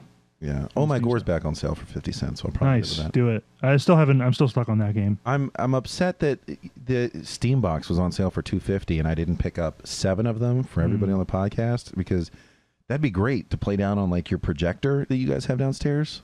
I think I looked at that. I think what that is like it's like a transmitter sort of thing. So it still needs your like computer. Right. You need your computer, but you can play it on any TV. Right. And it uses your hardware, so it's pretty. You basically end up with a lot of the appeal of a console game. Yeah. I'm just sorry I missed out Playing on Fury on the projector would be pretty fucking sweet. That would be pretty cool. Frank, you were talking a little bit about playing Dark Souls, and you said something interesting. They fixed the cameras by Dark Souls 3, but in the remastered version of Dark Souls, they didn't utilize that. Yeah, I think it's that Dark Souls 3, I'm pretty sure, ran on an entirely different engine. And you would think that some of the lessons that they learned designing that engine could go into... I'm not even going to... Fixing is a little strong, but optimizing the camera work in Dark Souls Remastered. It's just... There are a lot of times in corners and in tight spaces in general, or when you're very close to an enemy, when you're locked onto them, the camera does some really weird things that you don't expect it to do, and it doesn't always react the same way, so it's a little unpredictable. And then because of that, what you try to translate what your head thinks into movements on your controller it's not the same. So you're saying, I want to dodge roll left, and you move your stick to the left and tap B to do a dodge roll, but you actually go backwards because as soon as you did that, the camera flipped 90 degrees and now left is what backwards was. Interesting. So I like to use the word janky. Mhm. It is janky. And apparently, Fury has none of those problems. Yeah, Nope. That's nice. Dark Souls 3 does not either. Dark Souls 3 is very polished. I really wish I could describe what it is about Dark Souls 3 that makes it still slightly less appealing than the first Dark Souls. I think it is the level design and the enemy design, although I will say that there were some pretty decent bosses in Dark Souls 3, and I really enjoyed that game. But something about the enemy design, the level design, and especially the boss design in the first Dark Souls, of all of the Soulsborne games, people call them, between Demon Souls, Dark Souls 1, 2, and 3, and Bloodborne, I think Dark Souls 1 just really nailed those things. Dark Souls 2 and 3 and Bloodborne did some other things that were really good. I think Demon Souls probably had like the best RPG elements of all of the games. But Dark Souls 1 was the best overall. Mostly, I think, once again, due to the enemy design, level design, and boss design. Interesting. The thought popped into my head. Interesting to me. We could tell from the introduction that I don't know what interesting is. How well do you think if somebody made a game very similar to Fury but gave it some RPG elements, do you think it would enhance the game in any way? Sure. Yeah? Or is it part of the appeal that you have everything unlocked, it's kept nice and simple? Fury doesn't need it. Okay. Fury would be worse for it. Okay. But that doesn't mean that a different IP couldn't do it. Mm-hmm. And do it well. I don't see why not. I mean, I say the same kind of thing about Fallout 4, and despite the fact that it undid a bunch of its better RPG elements inexplicably and in exchange for a greater shooter feel. And I'm sitting here like, why not both? And I use mods to kind of tailor the game the way I choose and overlook those downsides. But yeah, I mean, like Furi, like so many small, simple games, doesn't need anything else. It would just be dead weight. Okay, I could upgrade the sword and do more damage. Or just it's not what the game's about. It's not about the damage output. It's about overcoming the challenge set before you with what you have. I tell you, it's sort of like the shift of the camera thing. This observation of a difference that I'm not used to.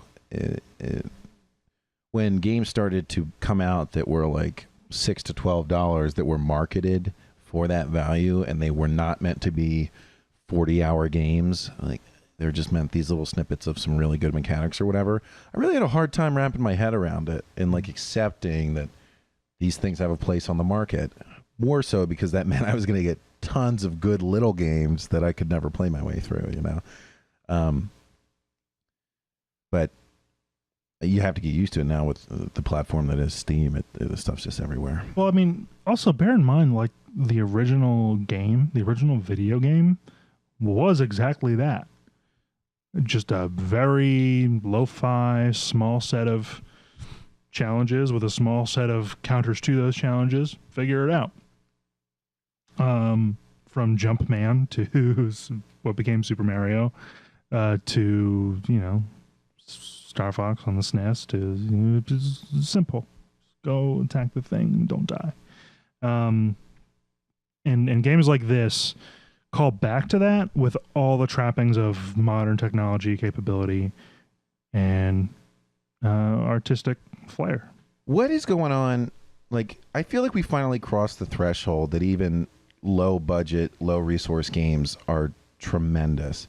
And even, I guess, movies too. Like, we watched the trailer for Mandy, which it's a Nick Cage movie.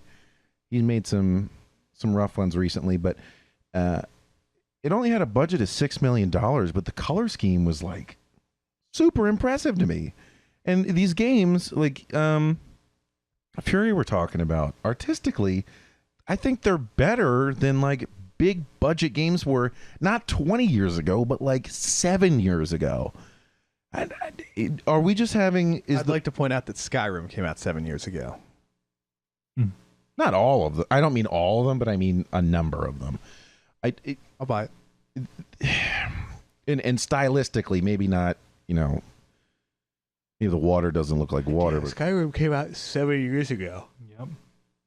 Yes, it did. Well, didn't it come out 20 minutes ago on your Apple phone or something? But I guess maybe have we crossed the threshold where really good assets are widely available, like pre-made assets, or does the market just have more exposure to really, really talented people? Probably a mix of both. Yeah, sure. Yeah. I think a big thing for movies is Lisa has explained to me in the past that, like, for Fox movie studios, right, they have things, warehouses filled with old sets and costumes and whatnot. You can rent costumes from movies from a Fox warehouse for Halloween and shit.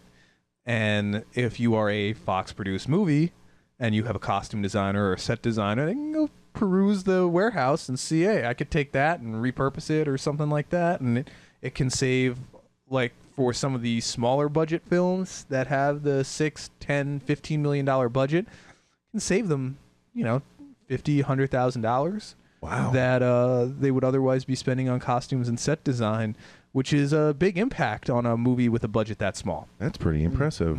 So I think depending on the studio that produces the games, yeah, there might be pre-made assets and other things that are there that they don't need to spend a ton of money on, that saves development costs, that allow them to reduce the price point or increase the... I mean, they already margin. do it with engines, right? Yeah. Yeah. I mean, I think... How many games were made on the various iterations of the Unreal? Yeah.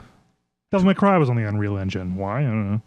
Unreal had nothing to do with that style of game. That's probably whatever studio published or developed the game, I should say, not published, but developed the game, already had the license for it. And we're like, well, that's what we're going to use.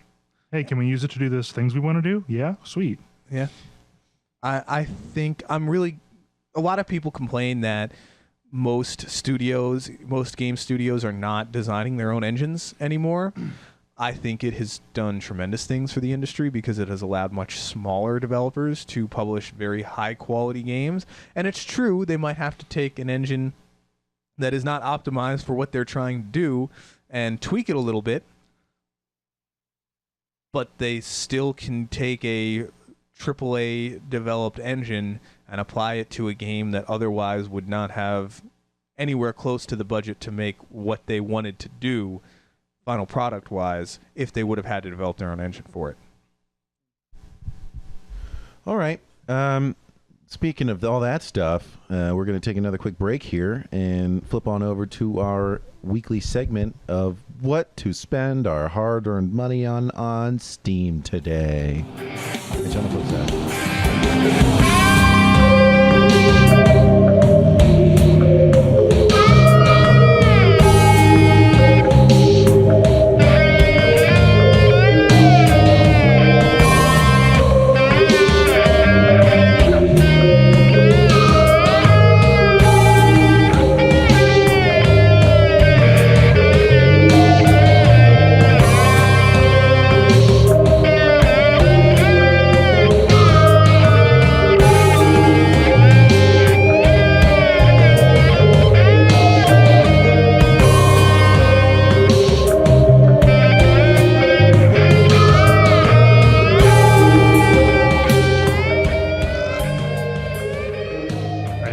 We're back. Hang on, I got a fart brewing. So do I. We'll time them up. Get a little rhythm going. We're Steam sale. We're dissolving the podcast. Steam sale. Podcast for sale. The I'll Steam take Summer anything. Sale, by the way, Podcast was sale. over a week ago. Yeah. It was July 5th was the last day of the Steam Summer Sale. Yep. Mm. I saw that as I was in the mountains. And I was like, I guess I'm not fucking... You know what? No, people, we don't need to review the Steam Summer Sale. Everybody who plays video games should know that the Steam Summer Sale is going on and should go look for it.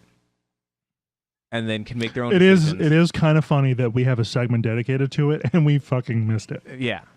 No, It's pretty silly. I think the point of our this segment is to point out the weekly offers that Steam has for sale. The Steam Summer Sale, almost everything is a bargain. Mm-hmm. You don't need to. We can't possibly curate the entire catalog of Steam Summer Sale games with a price reduction. Pretty much every game in existence is on sale that they have Fair on enough. Steam. So Fair enough. Somebody levy a criticism at you that we should have done Yeah, it more I'd say we were that excuse has us covered for the foreseeable future. Yeah. We could do this for 35 years and never have to do the Steam sale once, even if we're on time. I Fuck agree. the listeners if they want that content. Fuck you. We made our excuse 48 years ago. Ah, the Exactly. Logictron over here fucking locked it down. that was 25 firmware updates ago. All right. Okay, There we here we Anyway. go. This week's Steam sale review. Slay the Spire, I have heard of. I watched Previously Recorded do a review of it, which is the offshoot of Red Letter Media. It's like a card game, like medieval fantasy. Picture Magic the Gathering, but in like PvP form. Or what's that Blizzard It's version? not PvP. Single player. Hearthstone. Deck builder. Ooh, deck builder. Okay, so we talked about it several episodes ago. I was introduced to the concept of a deck building game where each turn you pull out a hand of 5 cards, and you use those cards to buy more cards to shuffle into your deck every turn. So as the game progresses, you build a deck. Is the gameplay at all like that? Well, we're looking at a little bit of it now. It looks like a turn-based RPG, wherein like the moves and powers are basically left up to the chance of drawing from a deck as a card game. That's pretty neat. Yeah. So we're seeing, one side has a sword and the other side's like this big spooky boss enemy or like a series of enemies.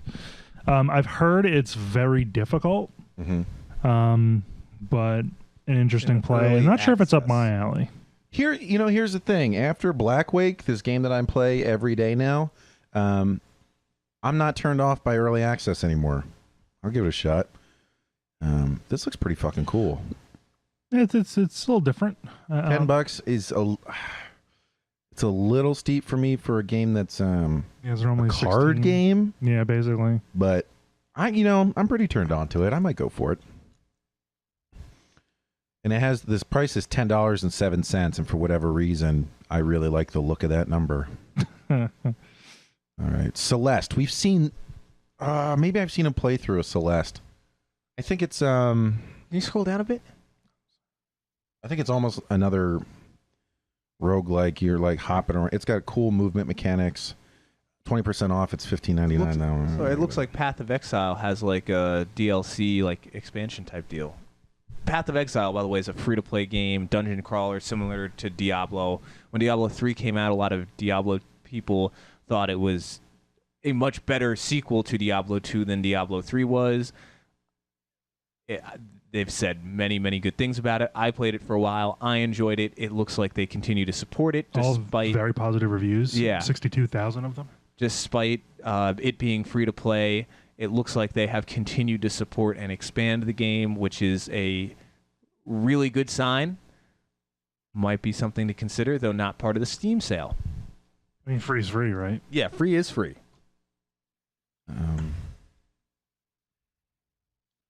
Well, I was sort of killing time as we clicked on the next one, but you don't click on Celeste. But I'll say it seems pretty neat. If you're looking for a sale price, I wouldn't go for it, but it is a good game. Before we move on, Super Hot is also on the front page. Now, I've seen a little bit of this game exposed. Are we going to need to smell your dick? That's super hot. I hope not. Oh, you know what? Whatever. It's pretty neat because it reminds me a lot of Mirror's Edge in how you move, but it's not parkour and it's not combat avoidance. The game, it's all combat. But when the game itself, everything moves very, very slowly, except when you move your character. So like the walls in the video we were watching were just white walls. The characters were basically low polygon outlines of people that were red, and the art style is striking and enjoyable. But you can't just point your gun at somebody who's shooting at you, pull the trigger and hit them. You have to sort of anticipate their movement, pull the trigger, and then as you move, the bullet will move towards them. The tagline they're showing us in this video is "Time moves when you move." Yeah. And all the reviews are very high, including those on Steam. It's very neat. I've liked the idea of it. I haven't tried it yet. Meaning I don't think it's so super engaging that I need to pick it up right away. But it definitely looks like a good game and something. Looks fun. Yeah. I played that. $12.50 seems a little much, though. Yeah, if it was under $10, I'd be 100%. But it's $12.50 at half off. It didn't seem to have. I don't know if it has the content, but from the videos I've watched of it, it looks like not a ton of content and relatively short. But we'll see. Whenever one of us inevitably plays it.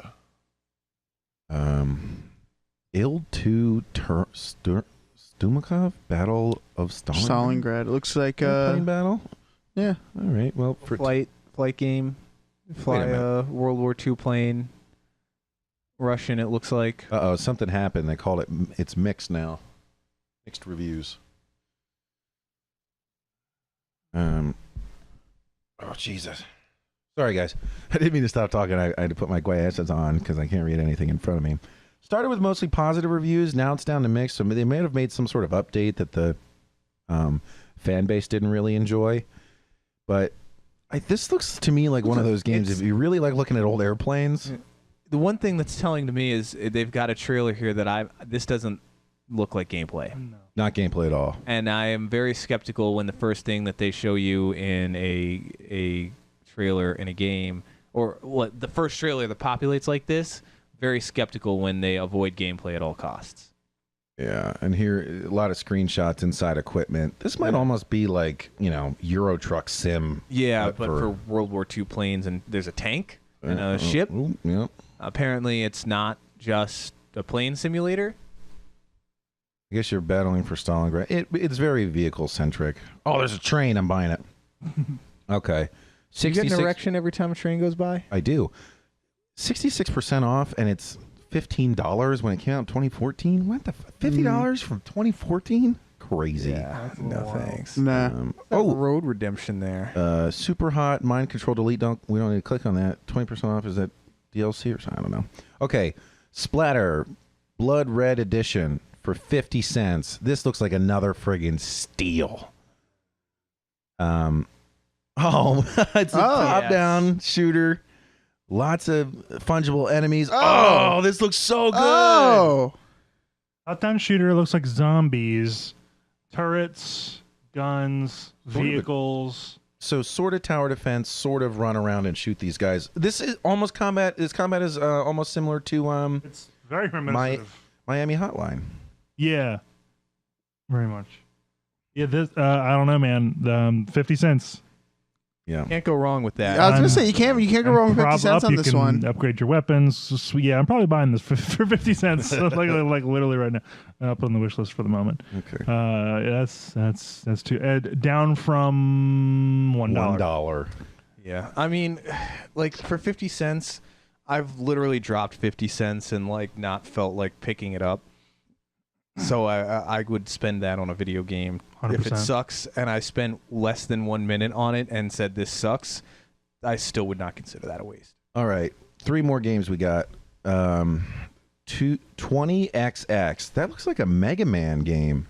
It does. For 34% off, it's just under $10. Roguelike action platformer that you can play with a friend. Jump and shoot your way through ever-changing levels, collect new powers. Bitey Maddle bosses, not Battle Mighty bosses, which are the real words. Very positive reviews, couple thousand of them. Looks like a roguelike, I guess. Online and local co-op. Local co-op Fuck yeah. on a PC game. That's something you don't see every day and is pretty interesting. I was just about to say, if one of you also picked this up, I would buy it. Oh, it's on Xbox One and PS4 as well. And I might buy it now Switch. because you can do it local. Oh, local fucking co-op. This looks pretty neat. Oh, look at that.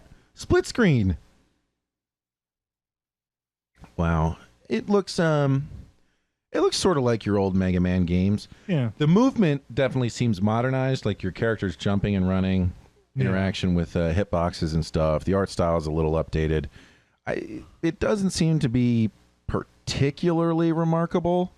The animations are nice. It reminds me a lot of that game where you're battling for America. It's 4-player. You're all action heroes. Fuck it, whatever. I remember, but I don't remember the name. Broforce. Yeah. That's what it is. But And all the characters are like facsimiles of famous movie action heroes. Yeah. It looks pretty good. I don't know.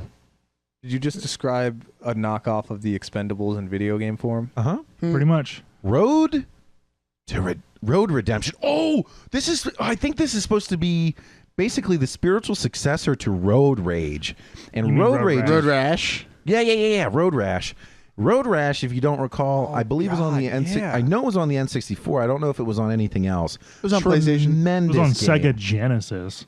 That game was awesome. You just rode around on a motorcycle with really cool musical soundtracks. You hit people with pipes and stun guns and tried to knock them off their motorcycle. And sometimes you wouldn't see a car coming over the hill and you would just get obliterated. Now, I watched a playthrough of a couple levels of this while it was being developed, I think when it was on Kickstarter, and it looked to have some real promise. And they even add like a little bit of a storyline. There's like a gang territory mechanic in it. Right now it's 50% off for $9.99. If it is any good, this is probably going to be my It winner. looks great. I mean, like graphically, it looks really good. This looks like the Frostbite engine. Mm-hmm. The thing about it is, it has to be a labor of love. Like, they did a whole Kickstarter to make this thing happen, and they actually put out the game. At first, when I heard about it, I was like, you know, they're going to eat up some money, and we'll never see a Road Rash 2. But fucking here it is. Oh man, this looks like a lot of fun. It does look really fun. $10 on sale, 50% off. Could be worth it. Yeah. Very positive, and then mostly positive. So we'll see. All right, one more game. 911 operator. What in the hell is this going to be? You work in dispatch. Yeah. But, look, we see a map with different vehicles. Are you like pathing them? Looks like it. Pretty neat. Is this like a? Is there a game? Answer calls from true events. The events that must Nice. have happened in real life. No, this is how they're going to train the new 911 dispatchers. And they're going to start feeding calls in while you're playing the game. But then you can actually reroute vehicles in real time Yep, on real streets using your mouse. Yep, that's going to be it. Crowdsource 911 duty. That's what I'm saying. With it. Just like they're going to start fighting wars with Counter-Strike players piloting androids. I've been advocating that since I heard of Counter-Strike. Yeah. Fuck that. Just have a fucking Counter-Strike match. This is whatever. Here we go. This looks, you get to pick your team. Oh my God. On a tree. They just showed a gunfight between police and some perps. It was pretty intense, and the perps got murdered. In that it was a menu fight Yeah. with flashing icons. Exactly. Oh, okay. A whole bunch of different cities. Yeah, you get to look at these maps. All over the map. Oh, Philadelphia. They even remembered Philadelphia, which That's- nobody ever fucking does. That's Well, for That's- 911 operator, that's a prime this spot. is kind of intriguing. Yeah. Yeah, I like this. I gotta say, Road Redemption to me looks like #1 choice. I would probably pick that over this, but this This on is only some of the other $6.74. nights. It's almost at that threshold of like so cheap. How could I not? Yeah, Because you could get this Road Redemption and it looks very that polished. 50-cent game for under $20. Yeah, it doesn't look like it was a I they mean, slapped it together or anything like that. yeah, this does look good. It mostly looks like menu selection, the game. Sure, but there are But- other games like it. Yeah. That's kind of cool.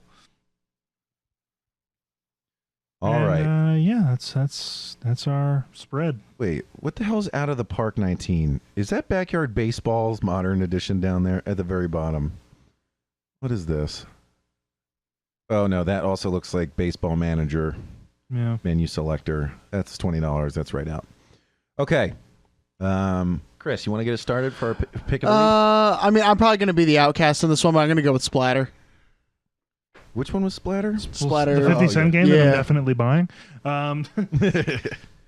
I mean, Can't go wrong with a 50-cent game. Can't go wrong with it. Chris? Whatever your name is, Frank? I would go Road Redemption. Mhm. Looks great. Has a good pedigree, and $10 seems like there's a lot of features there. Like you could sink a good amount of time in that. I'm torn.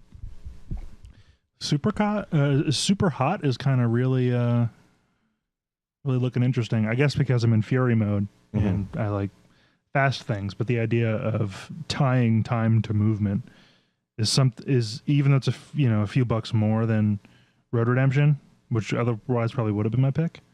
I think I'm going super hot.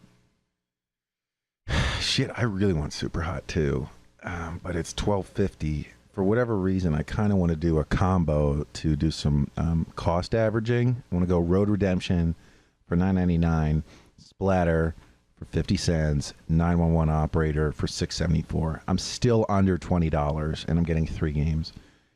I also want to get 20XX, the Mega Man co-op, so we can play side by side. I mean, here's the thing: like, if you swapped Super Hot for Road Redemption, you're still under $20.